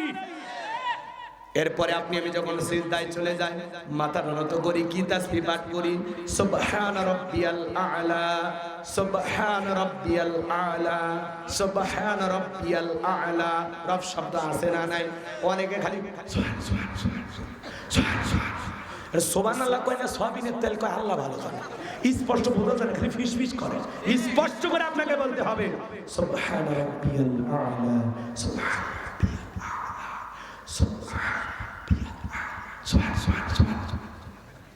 আছে না? আল্লাহ যেন সঠিক বুঝদান করেন, জোরে বলুন আমিন। এরপরে যখন নামাজের সালাম ফিরানোর পরে আল্লাহর কাছে হাত তুলে কি দোয়া করি? রব্বানা আতিনা ফিদ দুনিয়া হাসানাতাও ওয়া ফিল আখিরাতি হাসানাতাও ওয়া কিনা আযাবান নার। সূরা বাকারা আয়াত নাম্বার 201। আল্লাহ তাআলার কাছে দোয়া করে বলে, হে আমাদের রব, আমাদেরকে দুনিয়ার কল্যাণ দান করো, আখিরাতের কল্যাণ দান করো, ওই কঠিন জাহান্নামের আগুন থেকে আমাদের মুক্তি দাও। তাহলে ইহকাল পরকালের কল্যাণ দেওয়ার একমাত্র মালিক কে? জাহান্নাম থেকে আগুন থেকে বাঁচানোর মালিক কে? পবিত্র কোরআনুল কারীমের সর্বশেষ যে সূরাটির নাম হলো নাস, আর 1 নাম্বার আয়াত, কুল আউযু বিরাব্বিন নাস। এর ভিতরে রব শব্দ আছে না নাই? জীবনের পরতে সব জায়গায় রব। আপনি আমি যেদিন মারা যাব, মসজিদের মাইকে যেদিন এলান জারি হবে, এই গ্রামের মুখ ব্যক্তি বেঁচে নাই, ইন্না লিল্লাহি ওয়া ইন্না ইলাইহি রাজিউন। আপনার আমার মৃত্যুর সংবাদ শোনার পরে বিবি কেঁদে বলবে স্বামী নাই, ছেলেটা কেঁদে বলবে বাবা নাই, মেয়েটা কেঁদে বলবে আমার বাবা নাই, পিতামাতা বেঁচে থাকলে তারা বলবে কলিজার ধনটা হারাইলাম। আত্মীয় স্বজন সবাই মৃত্যুর সংবাদ শোনার পরে ছুটে আসবে বাড়িতে। এ বাজান দামি বিল্ডিংটা বানাইলেন, দামি ওয়াশরুমটা বানাইছেন বাজান, ওই 5-10 লাখ টাকা দিয়ে যে বাথরুম টয়লেট বানাইছেন, ওখানে আপনার জীবনে শেষ গোসল হবে না। আপনাকে ঘর থেকে বের করে চকির উপরে শোয়া দিয়া, মশারি টাঙ্গাইয়া, দেখে রঙিন পোশাক খুইলা, বড়ই পাতার গরম পানি দিয়া গোসল করানোর পরে সাদা কাপড়ে চকলেটের মতো মোড়াইয়া মসজিদের খাটিয়াতে তুইলা 4 জন বরযাত্রী ধরে অন্ধকার কবরে নিয়ে যাবে। 3 জন মানুষ কবরে লাশটা রাখার জন্য নামবে বাজান, মনে হবে এরা 3 জন বুঝি আমার সাথী হবে। একে একে সবাই কবর থেকে উঠে আসবে।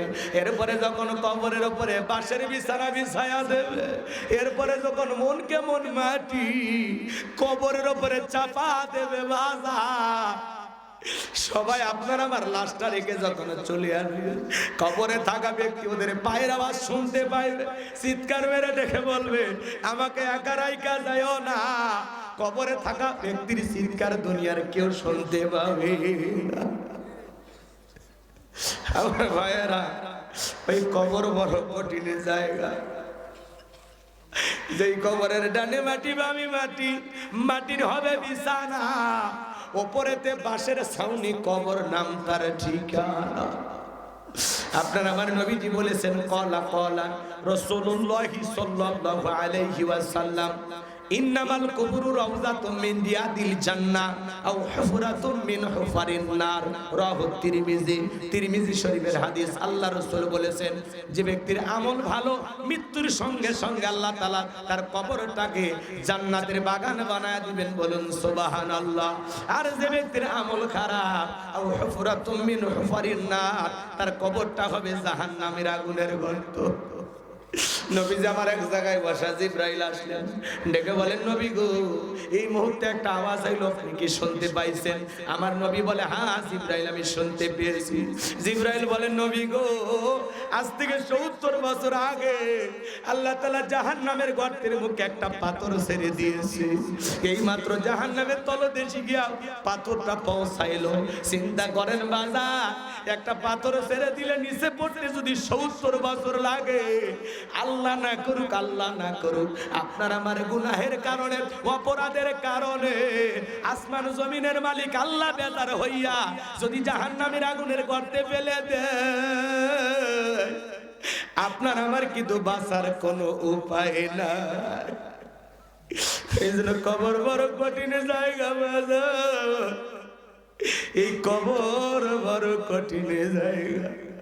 ফামান ইয়ামাল মিসকালা যাররাতিন খায়রান ইয়ারা ওয়া মান ইয়ামাল মিসকালা যাররাতিন শাররান ইয়ারা।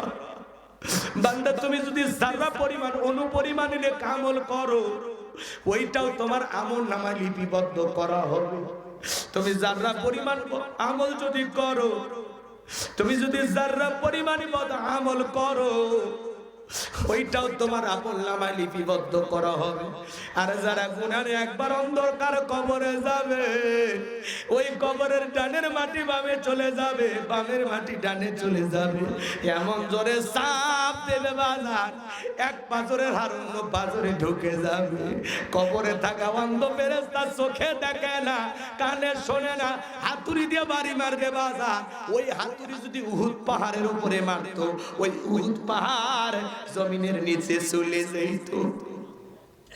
ও এই আঘাত করবে বাজার, কবরে থাকা বিষাক্ত সাপ একবার যদি সবল মারে, পা থেকে মাথা পর্যন্ত বিষের যন্ত্রণায় দেহটা জ্বলে যাবে, দেহটা 70 হাত মাটির নিচে চলে যাবে। ওই কবর বড় কঠিন জায়গা, সাপ বিচ্ছুর কারখানা বাজার, কবর কিন্তু জায়গা ভালো না। কথা বলেন না কেন?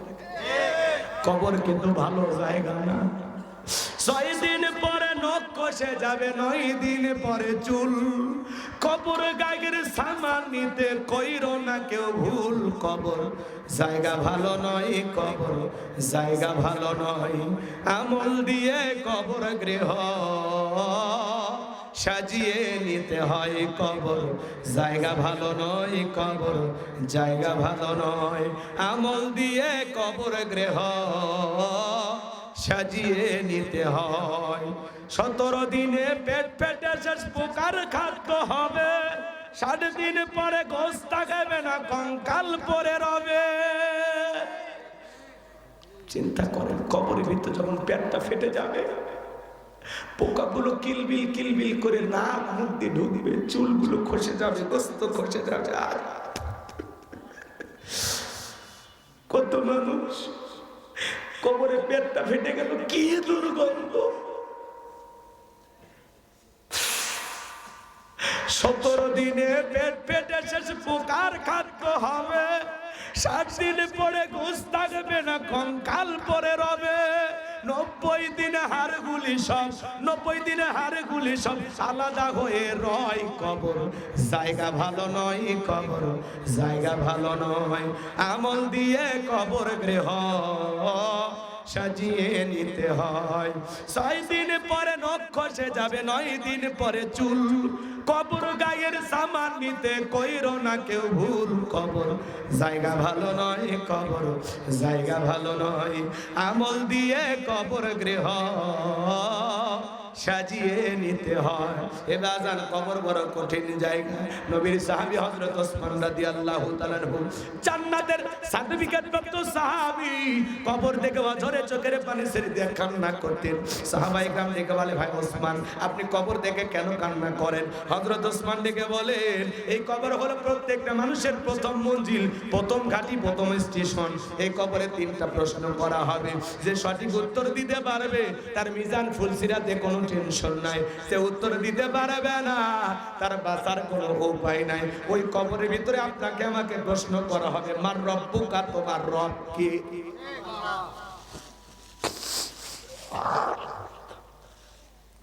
তাহলে বাজার বলেন তো, কবরে ঢোকা মাত্র কি সম্পর্কে প্রশ্ন করবে? তোমার রব কি?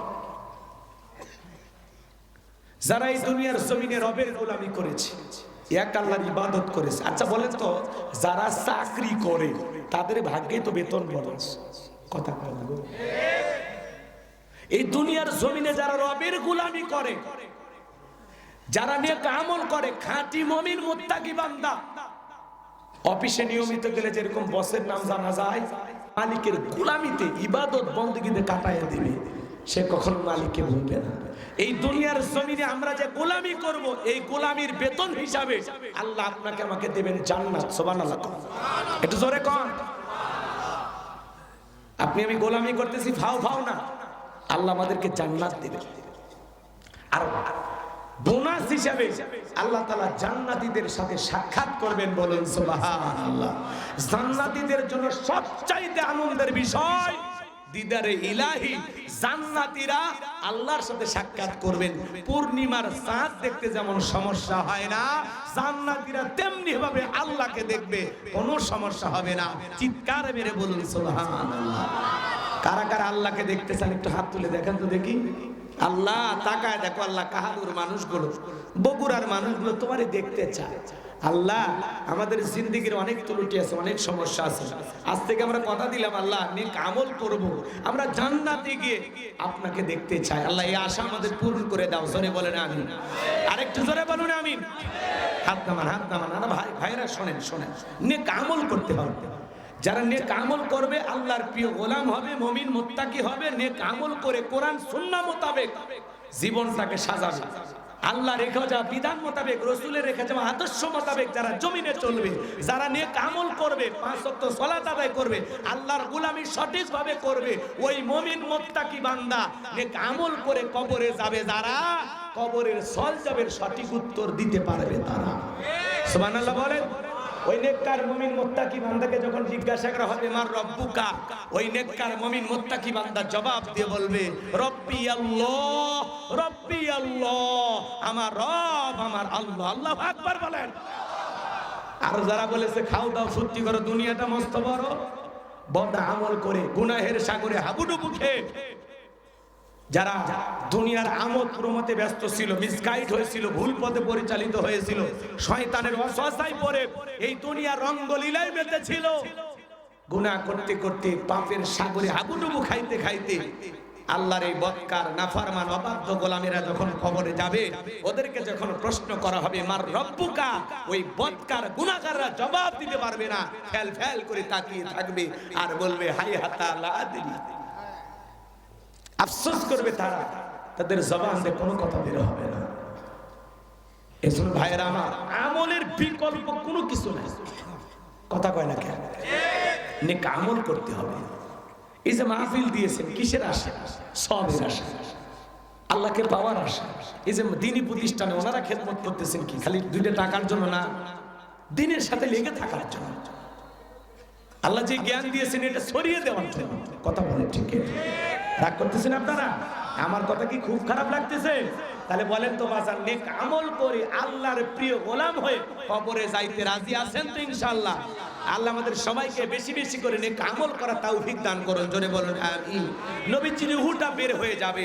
নবীজির ইন্তেকালের সময় অনেকগুলো কথা বললেন, তার মধ্যে গুরুত্বপূর্ণ একটি কথা আল্লাহ রাসূল উম্মতের জন্য বলে গেলেন, আমার উম্মতেরা আসসালাত আসসালাত। নবীজির রূহটা বের হয়ে যাচ্ছে, ওই সময় নবীজি বলতেছেন আসসালাত আসসালাত, আমার উম্মতেরা, ও আমার উম্মতেরা, নামাজ নামাজ নামাজ ছাইরো না। আমরা ওয়াশনি ফজর পর্যন্ত নামাজ পড়ি না, মসজিদে আজান হয় উঠে পেশাব করি আবার ঘুমাই, নামাজ পড়ে না। আফসোস, যে ঈমান আজান দেওয়ার পরে ঘর থেকে মসজিদে আনতে পারে না, এই ঈমান আপনাকে জাহান্নামের আগুন থেকে বাঁচাতে পারবে না। মশার ভয়ে মশারির তলে ঢোকে, কিন্তু আল্লাহর ভয়ে মসজিদে যান। কথা কয় না গো? কি ওয়াজ খারাপ লাগে? দোয়া করব এবার বলেন। বুঝতে পারছি আপনারা শ্যামশ্যামা হয়ে গেছেন, এবার একটু ঘটনা বলছি, কষ্ট হবে আপনাদের। তাহলে কবরের ভিতরে 1 নাম্বার প্রশ্ন করা হবে মার রব্বুকা, তোমার রবকে, রবের গোলামি করেছে যারা, উত্তর দিতে পারবে তারা। রবের 1 নাম্বার অর্থ, 5টা অর্থ। রবের 1 নাম্বার অর্থ, রব মানে সৃষ্টিকর্তা। রব মানে কি? জোরে কর। আমাদের সৃষ্টি করেছেন কে? আল্লাহ। রবের এই 5টা ব্যাখ্যা যদি আমি আপনাদেরকে দেই, 5টা মাহফিল করা লাগবে, 5 দিন ব্যাপী মাহফিল করা লাগবে। এত ব্যাপক আলোচনা আছে, বলে শেষ করা যাবে না। এদিক খেয়াল করেন বাজার, আমার কথাটা দিল দিয়ে বোঝার চেষ্টা করেন। আল্লাহ রাব্বুল আলামিন বলেন ইন্নাল্লাযীনা ক্বালু রাব্বুনাল্লাহ, নিশ্চয় যারা বলে আমি তাদের রব, আমাদের রব কি?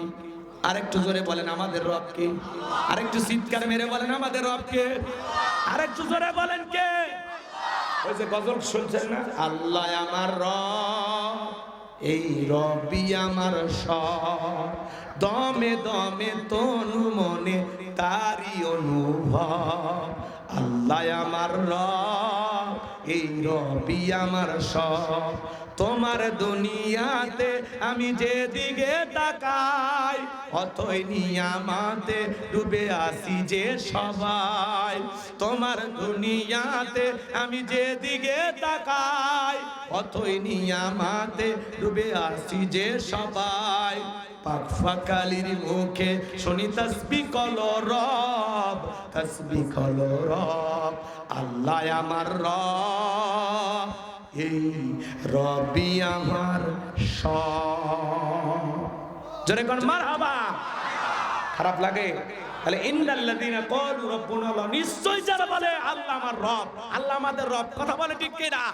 এবার শুনেন, এই পৃথিবীর জমিনে আল্লাহ যখন জিরো থেকে হিরো বানায়, একটু ক্ষমতার সিয়ার দান করে, সাওয়ালা থেকে প্রধানমন্ত্রী বানায়, আবার মুসলমানকে জবাই করে। কথা কেন? জিরো থেকে হিরো বানায় কে? এরকম একজন ভবগুরু ব্যক্তি ছিল, যাকে আল্লাহ জিরো থেকে হিরো বানাইছিল। ক্ষমতার চেয়ারে বসে বলে, আনা রব্বুকুমুল আলা, আমি বড় খোদা, আমি বড় প্রভু। চিৎকার মেরে বলুন নাউজুবিল্লাহ। এই নকল খোদার পরিচয় কি জানেন? এর নাম ছিল কাবুস। বলখিয়া বলা হতো। কিপ্তিদের তরফ থেকে নাম ছিল রামসিস। মিশরের বাদশাহর পর উপাধি নাম হলো ফেরাউন। আমি কি বলবো ভাই? রাগ করবেন না তো ইনশাআল্লাহ? আমার ভাইরা দিল দিয়া কথাগুলো বুঝবেন।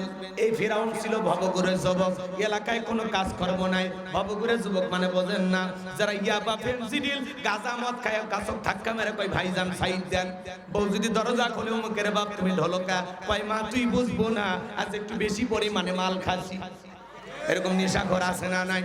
যারা ইয়াবা ফেনসিডিল গাঁজা মদ খায়, বলেন তো বাজান, যারা নেশা করে সমাজের মানুষকে এদেরকে ভালো বলে, এরা হলো টোকাই।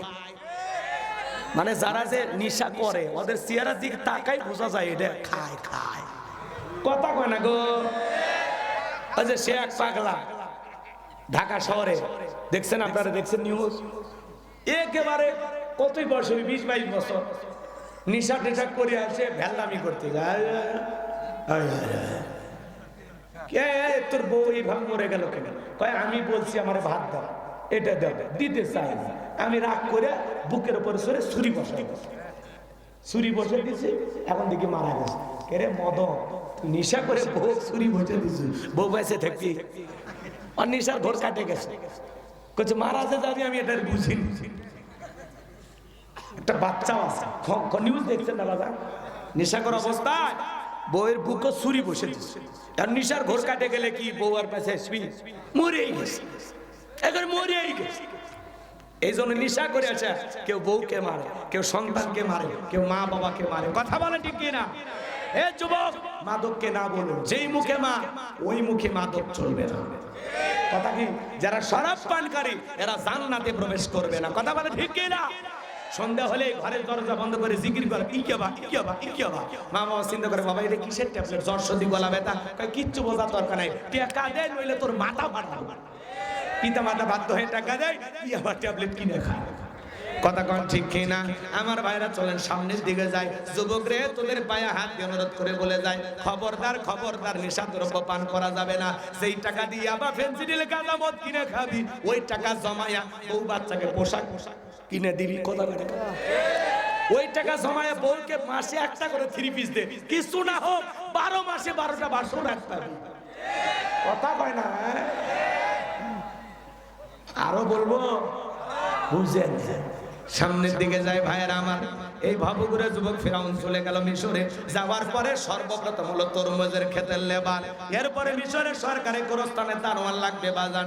ইন্টারভিউ চলতেছে, ওই লাইনের মধ্যে কাবুস নামের ফেরাউনও দাঁড়ায় গেছে। ইন্টারভিউ দিতে দিতে এবার ফেরাউনের পালা। দেখে বলে, বাদশা, বুক ভরা আশারে ভিনদেশ থেকে আপনার দেশে এসেছি, দয়া করে যদি চাকরিটা দেন, সারা জীবন আপনার প্রতি কৃতজ্ঞ থাকবো, কোনোদিন আপনার কথা ভুলবো না। আর আমি যতটুকু জানি, মিশরের সবচাইতে ভালো মানুষ হলেন আপনি। তেল তেল পান দেওয়া, বোঝেন না? তেলের উপর দুনিয়া চলে। কথা কোন ঠিক কিনা? এমন ভাবে কথাগুলো উপস্থাপন করেছেন, কথা আছে দুষ্ট লোকের মিষ্টি কথা। বাদশার মায়া লেগে গেছে, বাদশাটাকে বলে ইন্টারভিউ বন্ধ করো। এই কাবুস নামের ফেরাউনকে এই মিশরের গোরস্থানে দারোয়ানের চাকরি দেওয়া হলো। এইবার গোরস্থানে দারোয়ানের চাকরি পাওয়ার পরে ফেরাউন চিন্তা করে, বাদশা প্রতি মাসে বেতন দিবে, ঠিক আছে, এই বেতন দিয়ে তো আমার পেট ভরবে না, আমার সাইড ইনকাম করা দরকার। এইবার যারা লাশ দাফন করতে আসে ওদেরকে ডেকে বলে, শোনো, লাশ প্রতি আমার একটা করে দিরহাম দিতে হবে, না হলে আমি লাশ দাফন করতে দেব না। জনগণ টেনশনে পড়ে গেল, একটা দিরহাম এই ছেলেকে দিতে হবে। এইবার তারা টেনশনে পড়ে গেল আর চিন্তা করলো, একটা দিরহামের জন্য বাদশার দরবার বিচার নিয়ে যাব, লাশ পয়সা করলে শেষ হয়ে যাবে, অতএব একটা টাকা যদি পাই এই ছেলেটাই পাক। এই কথা ভেবে জনগণ একটা করে দিরহাম দেওয়া শুরু করলো। এইটার নাম কি? ঘুষ। বাংলাদেশে কিন্তু কোনো ঘুষ নেই। আছে আছে। শোনো, এই দেশটার গল্প করি, দেশটা মনে হয় স্বপ্নপুরী, সুদখোর ঘুষখোর মদখোর জুয়াখোর হে তাই আছে ভুরি ভুরি, হে তাই আছে ভুরি ভুরি। এ দেশে অসৎ কামাই কেউ করে না, তবে ঘুষের টাকা পেলে কেউ তো সারে না। টেবিলের নিচ দিয়ে হাত বাড়িয়ে কালো টাকাটা নেই সারিয়ে, টেবিলের নিচ দিয়ে হাত বাড়িয়ে কালো টাকাটা নেই সারিয়ে। করছে ওরা বড় দেশের চুরি, করছে ওরা বড় দেশের চুরি। শোনো এই দেশটার গল্প করি। আমার এক বন্ধু কয়, দোস্ত চাকরির জন্য 4 লাখ টাকা রমজান মাস ঘুষ দিতে গেলে অফিসার এসে বলতেছে, রোজা রমজান মাস এভাবে ঘুষের টাকা কেউ প্রকাশ্যে টেবিলে রাখে? আর আমি এখন রোজা আছি না, এই মাত্র আসরের নামাজ পড়ে আসলাম, ডয়ের ফাঁক করে দিচ্ছি, আমি এটা নাড়তে পারবো না, তুমি এখানে রেখে দাও, ইফতার করার পরে বলে দেখব। আছে না এরকম সাধু? কথা কন লাগে আপনারা। বাজান গো আমার, 10 লাখ 5 লাখ 15 লাখ 20 লাখ টাকা ঘুষ না দিলে একটা ছেলের চাকরি হয় না। এই টাকা খায় কারা? ওপরালা। ওপরালা বলতে কি ফেরেশতা এসে নিয়ে যায়? এই দেশে চেয়ার টেবিল পর্যন্ত ঘুষ খায়। কথা ঢেকে না আমার ভাইরা, সামনে দিকে যাই বাজান। আমি গুনাহগার যে কথা বলতে যাই, এইবার আল্লাহ রাব্বুল আলামিন ওই মিশরের জমিন একটা মহামারী দিল, নাম হলো ডায়রিয়া, কলেরা। বাংলাদেশেও 2020 সালে পুরো পৃথিবীকে আল্লাহ একটা মহামারী দিয়েছিল, নাম হলো ধরো না ছুঁয়ো না, নাম হলো করোনা। বাবার করোনা হয়ে মারা গেছে। বাবার সম্পত্তি ভালো লাগে, বাবার লাশটা দেখতেও যায় নাই, বাবার কবরে মাটি দেয়নি। মায়ের করোনা হয়েছে, জঙ্গলে ফেলা আসছে। ভাইয়ের করোনা হয়েছে, আরেক ভাই দেখতে যায় নাই। বন্ধুর করোনা হয়েছে, আরেক বন্ধু দেখতে যায় নাই। স্বামীর করোনা হয়েছে, স্ত্রীও কাছে যায়নি। আলাদা রুমে থাকে স্বামী, আলাদা রুমে থাকে বউ। খাবারে প্লেট সাজায়া লম্বা একটা বাঁশের লাঠি দিয়া আস্তি করে ঠেলে স্বামীর ঘরের ভিতরে খাবার ঢুকে দিচ্ছে।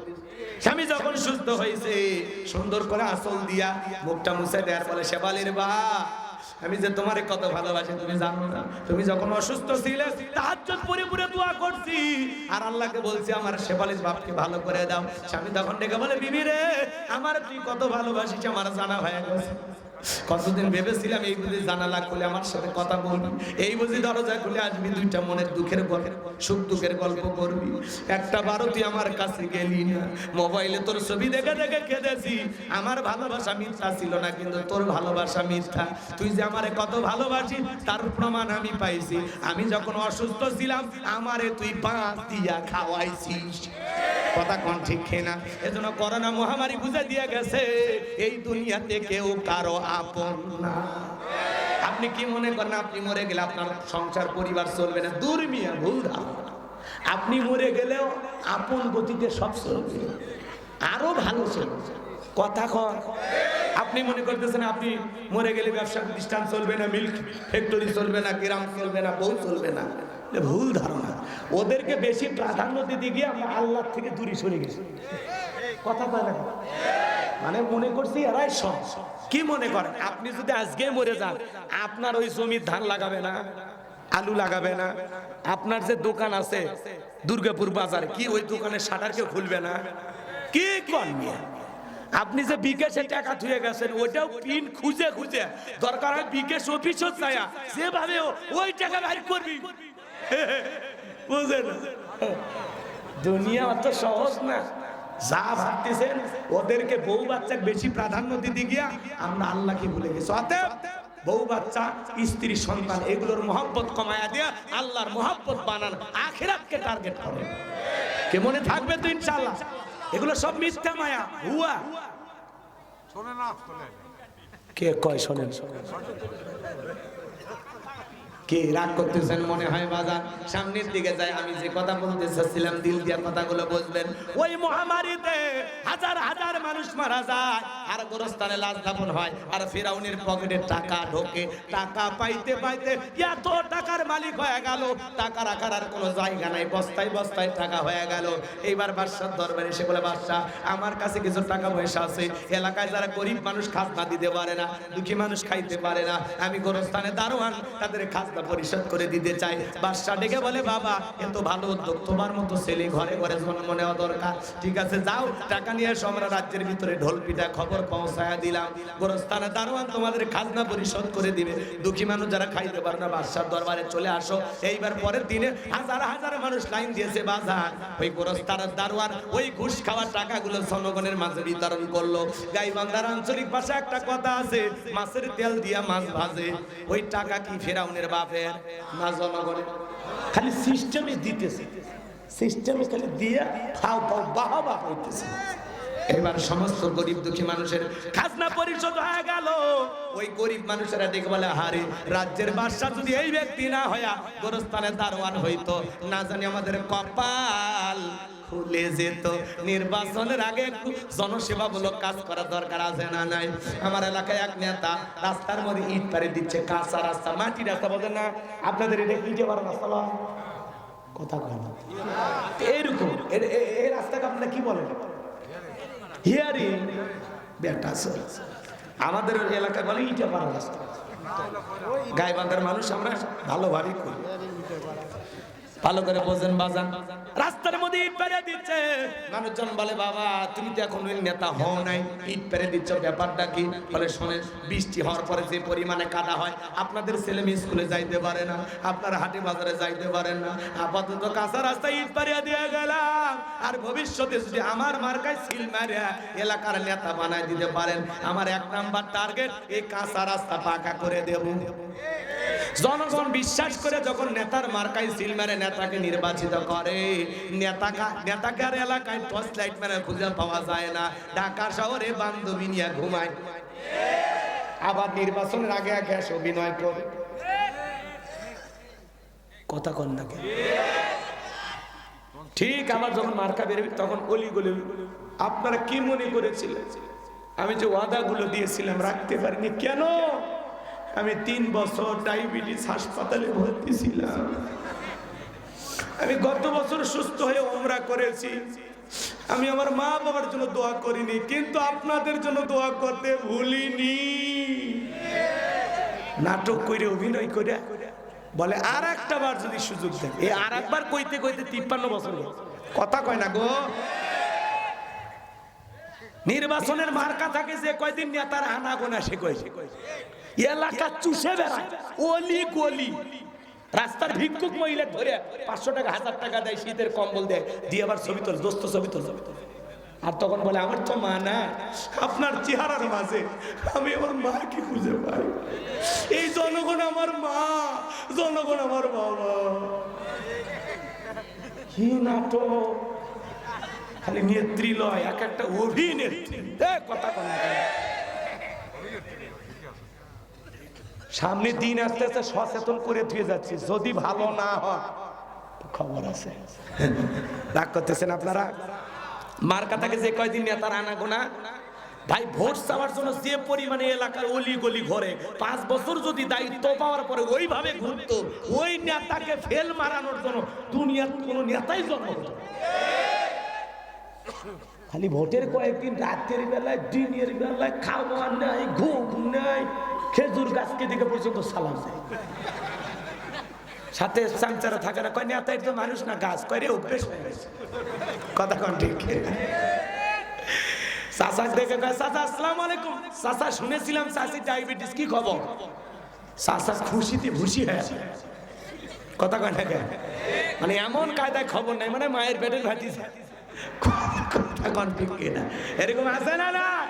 আর আমরাও কম খারাপ না, 1.5 টাকার বিড়ি আর 3 টাকার চা খায় কি স্লোগান, বল্টু ভাইয়ের চরিত্র ফুলের মতো পবিত্র, নামাজ পড়া কাছে একত্র, কাছে খাই পাঁচক্ত, গুমসুরিতে পাকা ভক্ত, শয়তানের 1 নাম্বার ভক্ত, ও হুজুরদের জন্য খুবই শক্ত, সুষে খাই গরিবের রক্ত। পোস্টারে লেখা থাকে গরিবের বন্ধু, ভোট দিয়ে দেখেন গরিবের 5 নাম্বার শত্রু।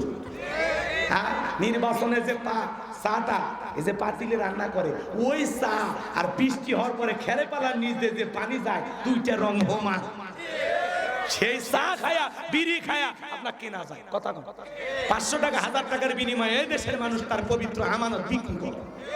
আমার এক নানি আছে, নির্বাচনের পরের দিন গেছি, কয় না না দোয়া করিস কে, 1 রাতে 4200 টাকা কামায়।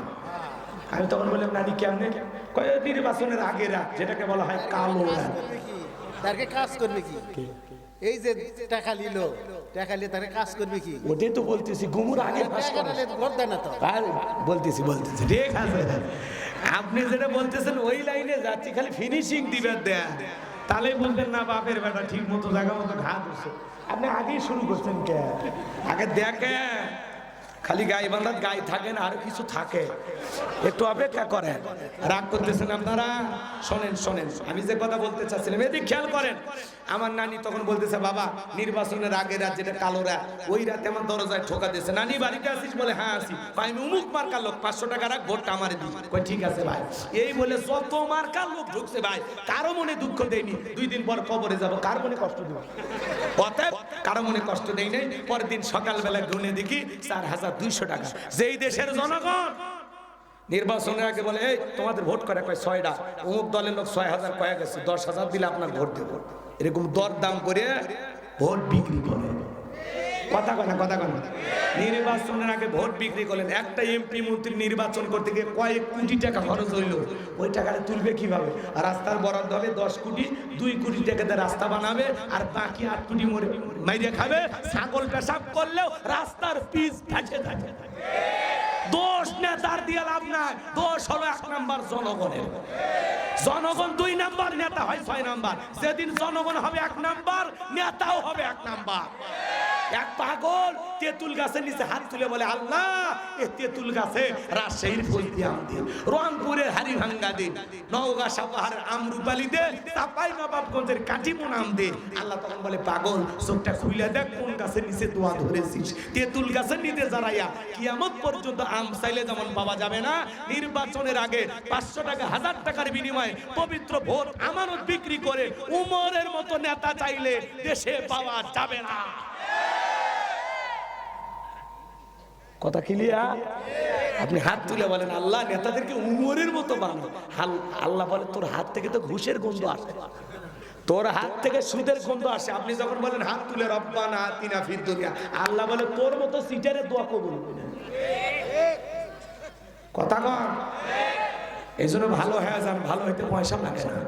তালুকদার বংশের মতো যদি কলিজারা বড় হয়, বাপের বেটা যদি হয়ে থাকেন, তাহলে আজকে হাত তুলে শপথ গ্রহণ করেন নির্বাচনকে কেন্দ্র করে জীবনে করে দিন একটা চা বিড়ি খাবেন না, 1 টাকাও নেবেন না। কারা কারা হাত তুলে দেখাবেন? ওই যে মাঝে মাঝে যারা হাত তুলি ওরা খাবে গো, খাবে খাবে খাবে। কি মনে থাকবে তো ইনশাআল্লাহ? যাকে যোগ্য মনে হবে, সৎ মনে হবে, নির্ভীক মনে হবে, যার কাছে ভোট গেলে আমানতের খিয়ানত হবে না, 2 নাম্বারি করবে না, সিটেরি মারপারি করবে না, দেশের টাকা বিদেশে পাচার করবে না, এমন মানুষকে আগামীতে নেতৃত্বের চেয়ারে বসাইতে হবে। কথা কন নাকি আপনারা?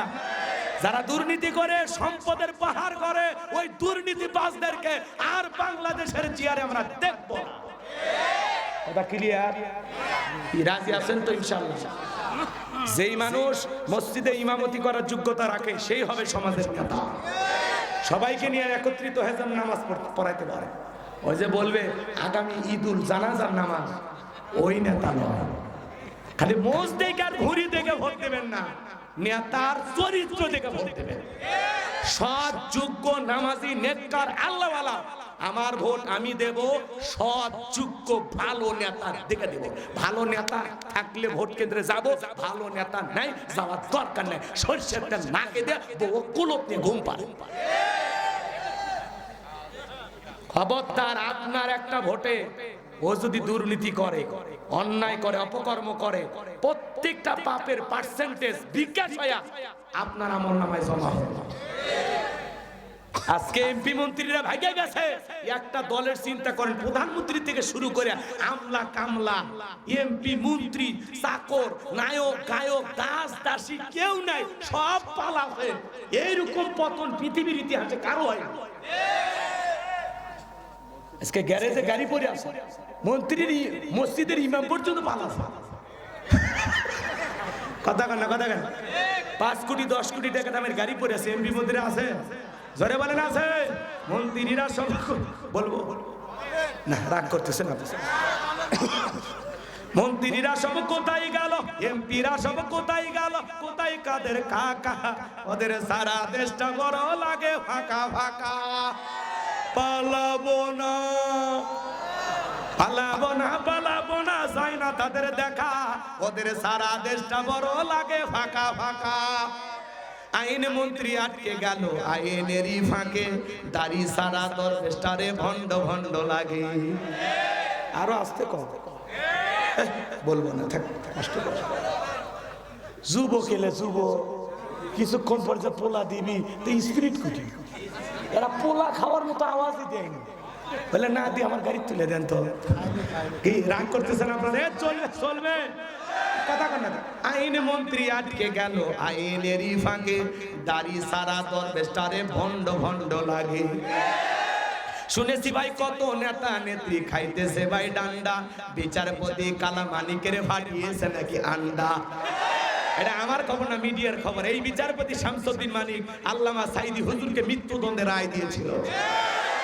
আমরা বলতে চাই ওই একই ট্রাইব্যুনালে বিচারপতি মানিককে মৃত্যুদণ্ডের রায় দিতে হবে। কথা ক্লিয়ার? এই বিচারপতি শামসুদ্দিন মানিক 116 জন আলেমের তালিকা করে দুদকের কাছে জমা দিয়েছিল। আমার মতো গাইবান্ধার ভাঙ্গা বক্তা, রোল নাম্বার ছিল 23, সিরিয়ালে আমার নাম্বার কত? 23। আপনারা না ছিলেন, ওরা ছিল যারা আলেমদের তালিকা করেছিল। আজকে বিনা তালিকায় জেলখানায়। কথা বলে ঠিক কিনা? পলকের ঝলক গেল, পলক আজকে স্বীকার করছে যে আমি প্রধানমন্ত্রী শেখ হাসিনার নির্দেশে ইন্টারনেট বন্ধ করেছিলাম। আজকে পলক আদালতে হাজিরা দিতে গিয়ে স্বীকার করছে যে সাবেক প্রধানমন্ত্রী শেখ হাসিনার নির্দেশে আমি ইন্টারনেট বন্ধ করেছি। আমার বাপের ক্ষমতা আছে, প্রধানমন্ত্রীর ইশারায় ইন্টারনেট বন্ধ। আর আপনারা তামাশা করছেন ইন্টারনেট আমরা বন্ধ করিনি, বন্ধ হয়েছে। তাহলে বন্ধ কে করেছে আজকে নাম জানা গেল। বন্ধ কে করেছিল? এর জোরে বলেন কে করেছিল? সাবেক প্রধানমন্ত্রী শেখ হাসিনা, উনি বন্ধ করছিলেন। নেট বন্ধ করলো, টেলিভিশনের সম্প্রচার বন্ধ করলো, রাতের আধারে মানুষকে হত্যা করে গরম পানি দেয়া রাস্তার রক্ত পরিষ্কার করলো। তারপরে ক্ষমতায় টিকে থাকার ভাগ্য হলো না। পলক সাহেবকে ধন্যবাদ সত্য স্বীকার করার জন্য। আরো কি কি সত্য জানেন স্বীকার করেন, আপনার তাড়াতাড়ি আমরা বের করে দিই। কথা কন ঠিক না? আস্তে আস্তে সব তোমার ফাঁস হবে। পলক সাহেব গতকালকে বলতেছে আমি তো বোবা হয়ে গেছি। এরা কখনো ভাবিনি এইভাবে এদের পতন হবে। কথা কয় না? পলক সাহেব কি বলতেছে? আমি বোবা হয়ে গেছি। কি বলবো? কিচ্ছু বলার নেই। পলক সাহেবের বউ প্রাইভেট পড়ায়, কোচিং করায়, কয়েক কোটি টাকা ইনকাম করছে। এরকম বউ কেউ পাচ্ছেন নাকি? কি ধান্দা ভাই! এই দেশ লুটে ফুটে খাওয়ার দেশ। যে খায় তার পক্ষে যারা ছাপাই গায় এরা আরো বেশি খায়। এত কিছুর পরে বলে না আগেই ভালো ছিল, পরে আয়না ঘরে ঢুকল। কথা বল ঠিক না? পলকের ঝলক গেল, পলকের ঝলক গেল, থামিয়ে নেটের চাকা, ওদের সারা দেশটা বড় লাগে ফাঁকা ফাঁকা। তাহলে আজকে পলক সাহেব স্বীকার করছে ইন্টারনেট প্রধানমন্ত্রীর নির্দেশে বন্ধ করা হয়েছিল। পুড়ে গেছিল সম্পূর্ণ মিথ্যা বানোয়ার গল্প। যারা এত গল্প বানাইতে পারে, এত মিথ্যা বলতে পারে, তারা দুর্নীতি করে সেটা বিশ্বাস করেন না? কথা বলেন না কেন? বিশ্বাস করেন তো? কোথায় গেল সংসদেতে মমতাজের গান? কোথায় গেল হযরত বলা স্বামী ওসমান? 70 রাকাত তাহাজ্জুদ পড়তো, 70 রাকাত তাহাজ্জুদ পড়তো। বিরাট বড় আল্লাহর ওলি নিজেকে দাবি করতো। হ্যাঁ, মাইক পেলে বলতো খেলা হবে, খেলা হবে। আজকে পুরো বাংলাদেশের মাঠ পড়ে আছে, কিন্তু ওই খেলোয়াড়রা না। এত পাকা খেলোয়াড় পালিয়ে গেলেন কেন? কথা কন ঠিক কিনা? আসে খেলা হবে। তবে বিনোদনের নেতা ওবায়দুল কাদেরকে পাওয়া যাচ্ছে না। কি ডায়লগ! ওনার ডায়লগ এখনো ভাইরা জ্বালা, উন্নয়নে বিএনপির জ্বালা। কথা কয় না কেন? মাসুদ তুমি ভালো হয়ে যাও। স্মার্ট বাংলাদেশ কত রং বেরঙের কথা বলে কৌতুকের নেতা ছিল। কথা কন না আপনারা? প্রধানমন্ত্রী দ্রব্যমূল্যের বাজারে আগুন আর জনগণের সাথে রসিকতা করে বলতো গরুর গোশত খাওয়া লাগবে কেন, কাটল কিনে খান, কাঁঠাল কিনতে বলে। আর নিজের ফ্রিজের মধ্যে এত বড় খাসির রাত, ইলিশ, পাঙ্গাস, কথা কন, নিজে ভালো খায় আর জনগণকে বলে কাঁঠাল খাও। কথা কন, কথা কন। জিনিসের দাম কমাতে পারে না, কিন্তু রসিকতা। কাঁচামরিচের দাম বেড়ে গেছে, যখন দাম কম থাকবে ভিজে সিদ্ধ করে ফ্রিজে রাখা লাগবে। ডিমের দাম বেড়ে গেলে আগে বলে ডিম সিদ্ধ করে থোয়া লাগবে। এলে এলে কথা রে ভাই, এলে নেতার কথা। আপনারা কেমনে হজম করছিলেন যে এই কথাগুলো যখন বলছে তখনই তো প্রতিবাদ করা লাগবে। ও হজম করেনি, উকলে ফেলে দিছে ব্যাটটা আছে, ওই করছে হুজুর আপনি কিলিন ফেলে দিছে ব্যাটটা আছে, লীল লাগে থাকবি। এই জন্য আপনার বাড়ি বগুড়া সাহস আছে যে ওয়াজই তো হচ্ছে, এটা ওয়াজ না, এটা একটু ওয়াজ, বাস্তবতা। বাস্তবতা নাড়া না দিলে ভুলে যাবেন। আমরা আপনাদেরকে যতদিন দাওয়াত দিবেন, মাঝে মাঝে 2-4 মিনিট এলে কবু, এগুলো না বলে আপনাদের ভুলে যাবে। মানে ওরা যে কেমন ছিল সেটা না গল্প করলে আমাদের ভবিষ্যৎ প্রজন্ম ভুলে যাবি। ওরা যে ওরকম বঙ্গবন্ধু পড়াইতে পড়াইতে একেবারে জাতির বিদে মানে হলে দিছে, এরকম আমরা আপনাদেরকে এখন, এরা যে 16 বছর জুলুম করছে, এর কাব্য, কবিতা, ইতিহাস, ছন্দ আপনাদের কাছে বলবো, যাতে বোঝে যে না বাংলাদেশে এরকম স্বৈরাচার শাসক একজন ছিল। এলে ওয়াশরুমের মন চান, অনেকে কয় হুজুর এলে বুঝছি হুজুর পালাছে ভাগে যেতে বলার দরকার নেই। ওরে বাবা, তোর ভালো লাগে না দাওয়াত দিস কে, একলাই বাস করবে। দেখি তো কয়জন এসে বসে, কথা কন নাকি আপনারা? বলা লাগবি, বলা লাগবি। এটা মনে করেন আমার ওয়াজের হিসেবের বাইরে বলছি, এ টাইম বাদ দিয়ে নতুন করে টাইম দেওয়া, তাতে সমস্যা আছে? বগুড়া আমার শ্বশুর বাড়ি, আপনারা আমার কত কাছের লোক জানেন। তা আপনাদের কাছে যদি বুক ভরা সাহস নিয়ে কথা না বলি, কোন জায়গাতে বলবো? অন্য জায়গাতে মার দিতে পারে, কিন্তু শ্বশুর বাড়ির লোকজন কেউ পারবে না। জামাই মারলে আবার আমি ঘর যা ঠিক হবো, ঘর যা আগুন লেগে দিলে, কথা কন ঠিক খেয়ে না। এজন্য বাজান মন খারাপ করবেন না, সামনের দিকে যায়। তাহলে আগামীতে নেতা বানাবো বুঝে শুনে, সৎ মানুষ দেখে মনে থাকবে তো ইনশাল্লাহ। এইবার চলেন বাজান গো আমার, ওই দেশের মন্ত্রী মারা গেল, নির্বাচন শুরু হয়ে গেল। আগে তো জনগণের মন কাইরা নিয়েছে, এর নাম ফেরাউন, মনে আছে? আগে তো জনগণের মন কাইরা নিয়েছে। এবার সবাই বলে সিল মারবা কোনখানে? কয় ফেরাউন যে মার্কাদার আছে তার মাঝখানে। এইবার সবাই মিলে এক চান্সে মিশরের মন্ত্রী বানায় দিল ওই কাবুজ নামের ফেরাউনকে। আল্লাহর খেলা বোঝা বড় দায়, বার্ধক্যজনিতর কারণে মিশরের যিনি বাদশা ছিল, বাদশা মারা গেল, নির্বাচন শুরু হয়ে গেল। বাজান গো আমার, এইবার সমস্ত জনগণকে ডেকে বলে শোনো, বাদশা মারা গেছে, বাদশা ছাড়া দেশ চলতে পারে না, তোমরাই বলো মিশরের বাদশা হবে কে? সমস্ত জনগণ ডাইকা বলে আপনার সাথে ভালো মানুষ আর কেউ নাই, যদি মিশরের বাদশা আপনি হয়ে যান আমাদের কারো কোনো আপত্তি নাই। এইবার জনগণের সমর্থন পাইয়া, সমস্ত মানুষের সমর্থন পাইয়া মিশরের বাদশা হয়ে গেল ওই কাবুজ নামের ফেরাউন। হামানকে ডেকে বলে হামান রে, আজ থেকে তুই হবি আমার মন্ত্রী আর আমি হব মিশরের বাদশা, দুইজন সুন্দর মিলে দেশটা পরিচালনা করব। এই হামানের মাথায় কোনো চুল ছিল না, সাদেমান নাই, বাম্পালট, পুরো মাথা ছিল ভারতের দমদম এয়ারপোর্ট। এইবার ফেরাউন রাতের বেলায় ঘুমাইতে চলে যায়, চোখের মধ্যে ঘুম আসে না, আজে বাজে স্বপ্ন দেখে লাফালাফায় ওঠে। এ বাজার আমার এইভাবে 2-3 রাত অতিবাহিত চলে যায়। ফেরাউনের চোখে কোনো ঘুম নাই, ক্ষমতা পাইছে ঠিকই, চোখে কি নাই? ঘুম নাই। ঘুম কার দেয়া নিয়ামত? গরিব মাথা তলে ইট দিয়ে ঘুমায়, কি সুন্দর। আর বড়লোক 4টা ট্যাবলেট খায়, রাত 2টার দিকে ছায়া থাকে। তাহলে ঘুম কার দেয়া নিয়ামত? ওই দিকে আর যাবো না, কথা বাড়াবো না। কখন যে একটা বাচ্চা আমি তো খেয়ে আমি কি দোয়া করবো? 15-20 মিনিট দেওয়া যায়, এর মধ্যে আমি গুছিয়ে নিয়ে আসবো। বলবো তাকবীর দা লিল্লাহি তাকবীর। আর আমাদের মেম্বার ভাই কই গেল? না জি জি বাজান গো আমার, এইবার হৃদয়ের কান পেতে কথাগুলো শুনে যান। আমি গুনাহগার যে কথা বলতে যাই, এইবার ঘুম আসে না। তার দরবারে জ্যোতিষী ছিল 400। এই 400 জ্যোতিষীর লিডার নাম হলো দবিরা, বয়স হলো 320 বছর। দবিরাকে ডেকে বলে, দবিরা রে, কেন জানি রাতের বেলায় ঘুমাইতে পারি না, আজে বাজে স্বপ্ন দেখি। সমস্ত কথাগুলো যখন বললেন, দবিরা এইবার ভাগ্য গবেষণা করে বলেন, নেতা যদিও ছিলেন ভবঘুরে যুবক, তরমুজের ক্ষেতের লেবার, গোরস্থানের দারোয়ান, মিশরের মন্ত্রী, বর্তমান রানিং বাদশা, আঙ্গুল ফুলা কলার গাছ। কিন্তু আপনার ভবিষ্যৎ জীবন বড় অন্ধকার। আগামী 3 মাসের মধ্যে বনি ইসরাইল সম্প্রদায়ের ভিতরে মুসা নামের একটা ছেলে জন্মগ্রহণ করবে। ওই মুসার কারণে রাজত্ব পাওয়ার ক্ষমতা থাকবে না। নেতারে এমনকি আপনার জীবন যাওয়ার সম্ভাবনাও দেখা যায়। এই কথা শোনার পরে ফেরাউনের মাথা ঠান্ডা না গরম? যদি বলতো মুসা আসবে খানকা বানাবি বসে বসে জিকির করবে, তাহলে মাথা গরম করতো না।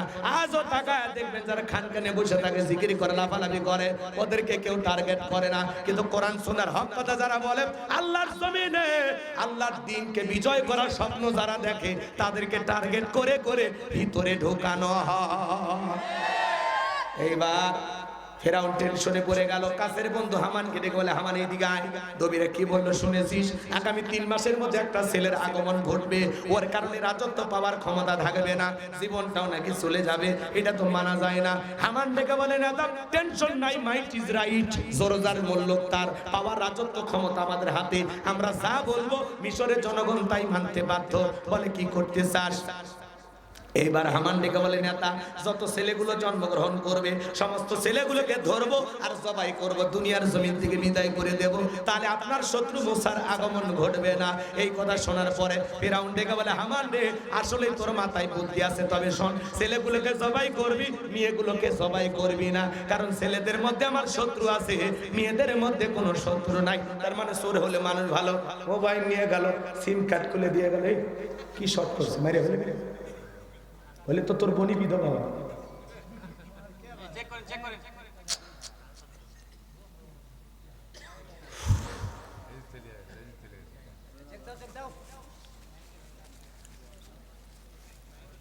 সেই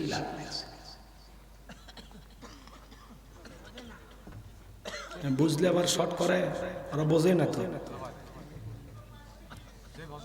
মাগুরের এক বক্তায় বিদ্যুৎ মাইকের সাথে থাকার কারণে ওই জায়গায় বিদ্যুৎ পৃষ্ঠ হয়ে মারা গেছে ওয়াজ করতে করতে।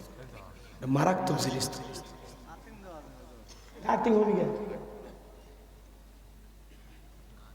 ভূমিকা সেটা আমার কইছো, শর্ট করলে ঠোঁট থেকে আসো। আমি মিথ্যা কথা বলতেছি? দোয়া করবো।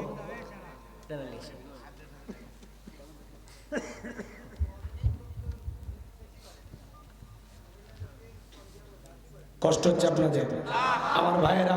আমি যে কথা বলতে চাচ্ছিলাম গভীর মনোযোগ দিয়ে শোনেন। এইবার চতুর্দিক দিয়ে সেনাবাহিনী সরিয়ে দেওয়া হলো। মুসাকে পাইলেই সবাই করবা। মুসা মাত্র কয়জন? একজন। আর এরা ছেলে সন্তান হইলেই ধরে আর জবাই করে, ধরে আর জবাই করে। 3টা বর্ণনা পাওয়া যায় বাজান গো আমার। কেউ বলেছেন 20,000, কেউ বলেছেন 24,000, কেউ বলেছেন 80,000। এতগুলো সন্তানকে হত্যা করার পরে ফেরাউন ডাইকে বলে, দবিরারে এইবার গবেষণা করে দেখ আমার পথের কাটা মুসা মরলো না বাঁচলো। এইবার দবিরা গবেষণা করে বলে, নেতা যদিও বনি ইসরাইল মারি বুক খালি করে হাজার হাজার সন্তান জবাই করেছেন, কিন্তু আপনার পথের কাটা মুসা এখনো মরে নাই, মায়ের কোলে জীবিত আছে, সুস্থ আছে, কিন্তু কোথায় আছে, কোন বাড়িতে আছে, এইটা বলার ক্ষমতা আমাদের নাই। চিৎকারে মেরে বলুন আল্লাহু আকবার। ওয়া মাকারু ওয়া মাকারাল্লাহ ওয়াল্লাহু খায়রুল মাকিরিন। খেলাকার আল্লাহ চাই মুসারে বাঁচাইতে, আর ফিরাউন চাই মারতে। আর 14 গোষ্ঠী এক জায়গা হয় কিছু করতে পারবে না। এইবার ফিরাউনের সেনাবাহিনীকে লাগিয়ে দিল, যাও চতুর্দিকে ছড়িয়ে পড়ো। এতগুলো মারলা তাও আসলটাই মারা যায় না, যাও চতুর্দিকে ছড়িয়ে যাও। এইবার বাজান গো আমার, একদল সেনাবাহিনী মুসা নবীর বাড়িতে রওনা করেছেন। মুসা নবীর বড় বোন নাম তার মারিয়ম, ডেকে বলে, মা ওই যে ফিরাউনের সেনাবাহিনী দেখা যায় মা, আর বুঝি ভাইকে বাঁচানো গেল না, ভাইকে তুমি কই লুকিয়ে রাখবা? এইবার মুসা নবীর মা সন্তানকে নিয়ে দিক সেদিক দৌড়ায়। কে যেন এলহামের মাধ্যমে গাইবে আওয়াজ দিয়ে বলে, মুসার মা জ্বলন্ত চুলার ভিতরে তোমার ছেলেটাকে ফেলায় দাও, কথা দিলাম গো তোমার ছেলেকে আবার তোমার কোলে ফেরায় দেব। মুসা নবীর মা তাই করলেন। ভাইরা আমার, এইবার ফিরাউনের সেনাবাহিনী চতুর্দিকে খোঁজাখুঁজি করলো, বাড়িঘর নস করে খুঁজলো, তন্ন তন্ন করে খোঁজার পরে কোথাও কিছু খুঁজে পাইলো না। এইবার ব্যর্থ হয়ে তারা চলে গেল। মুসা নবীর মা চুলার ভিতরে তাকায়া দেখে মুসা নবী চুলার ভিতরে পড়ে মুস্কি মুস্কি হাসি, বলেন সুবহানাল্লাহ। সন্তানকে কোলে নিলেন, গালে মুখে চুমা খাইলেন। কে যেন ডাইকা বলে ইলহামের মাধ্যমে মুসার মা, কতদিন জালেমদের ভয় লুকিয়ে রাখবা, সিন্ধুক একটা বানাইয়া দরিয়ার বুকে ভাসায় দাও, কথা দিলাম গো তোমার ছেলেকে আবার তোমার কোলে ফেরায় দেব। এই কথা শোনার পরে মুসা নবীর মা টেনশনে পড়ে গেলেন। পরের দিন সকালবেলা কে যেন ডাইকা বলে মিস্ত্রি লাগবে মা, আমি একজন মিস্ত্রি। মুসা নবীর মা ডেকে বলে মিস্ত্রি এদিকে আসো। জীবনে কোনোদিন এইভাবে ডাক দেয় না, তুমি কিসের মিস্ত্রি, কি বানাইতে পারো? মিস্ত্রি বলে মা আপনি যদি মনে করেন এমন একটা সিন্ধুক আপনার দরকার, যে সিন্ধুকের ভিতরে আপনার সন্তানকে তুলে দরিয়ার বুকে ভাসায়া দিবেন, আপনি চাইলে আমি এরকম সিন্ধুক বানাই দিতে পারি। মুসা নবীর মা ডেকে বলে মিস্ত্রি তুমি তোমার মনের কথা বলেছো, এইরকম একটা সিন্ধুকে তোমার দরকার। মিস্ত্রি বলে মা ভিতর থেকে পানি নিয়ে আসেন, যন্ত্রপাতি আছে ধার দেবার জন্য পানি লাগতে পারে, আবার না হলেও চলবে।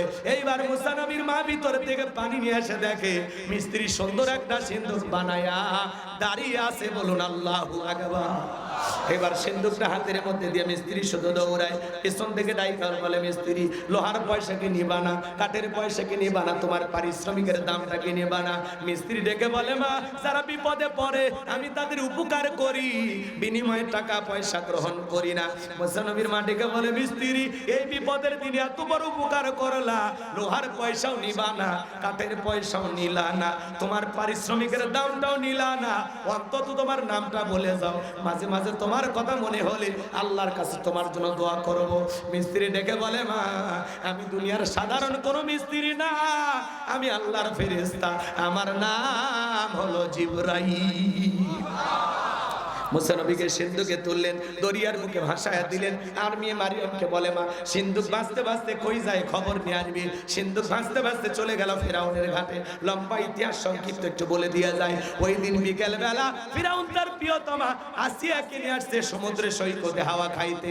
মাঝে মাঝে বউকে নিয়ে এখানে সেখানে ঘুরতে যাবেন, হালাল বিনোদন, অবশ্যই বোরকা পরায়া পর্দা করায়া 7 দিনের জন্য কক্সবাজার চলে যাবেন। মাঝে মাঝে বউকে এখানে সেখানে ঘোরাঘুরি করবেন, কথা কয় না গো। বোরকা পরায় পর্দা করায় হালাল বিনোদন, পিকনিক স্পট গুলোতে যাবেন, সুন্দর সুন্দর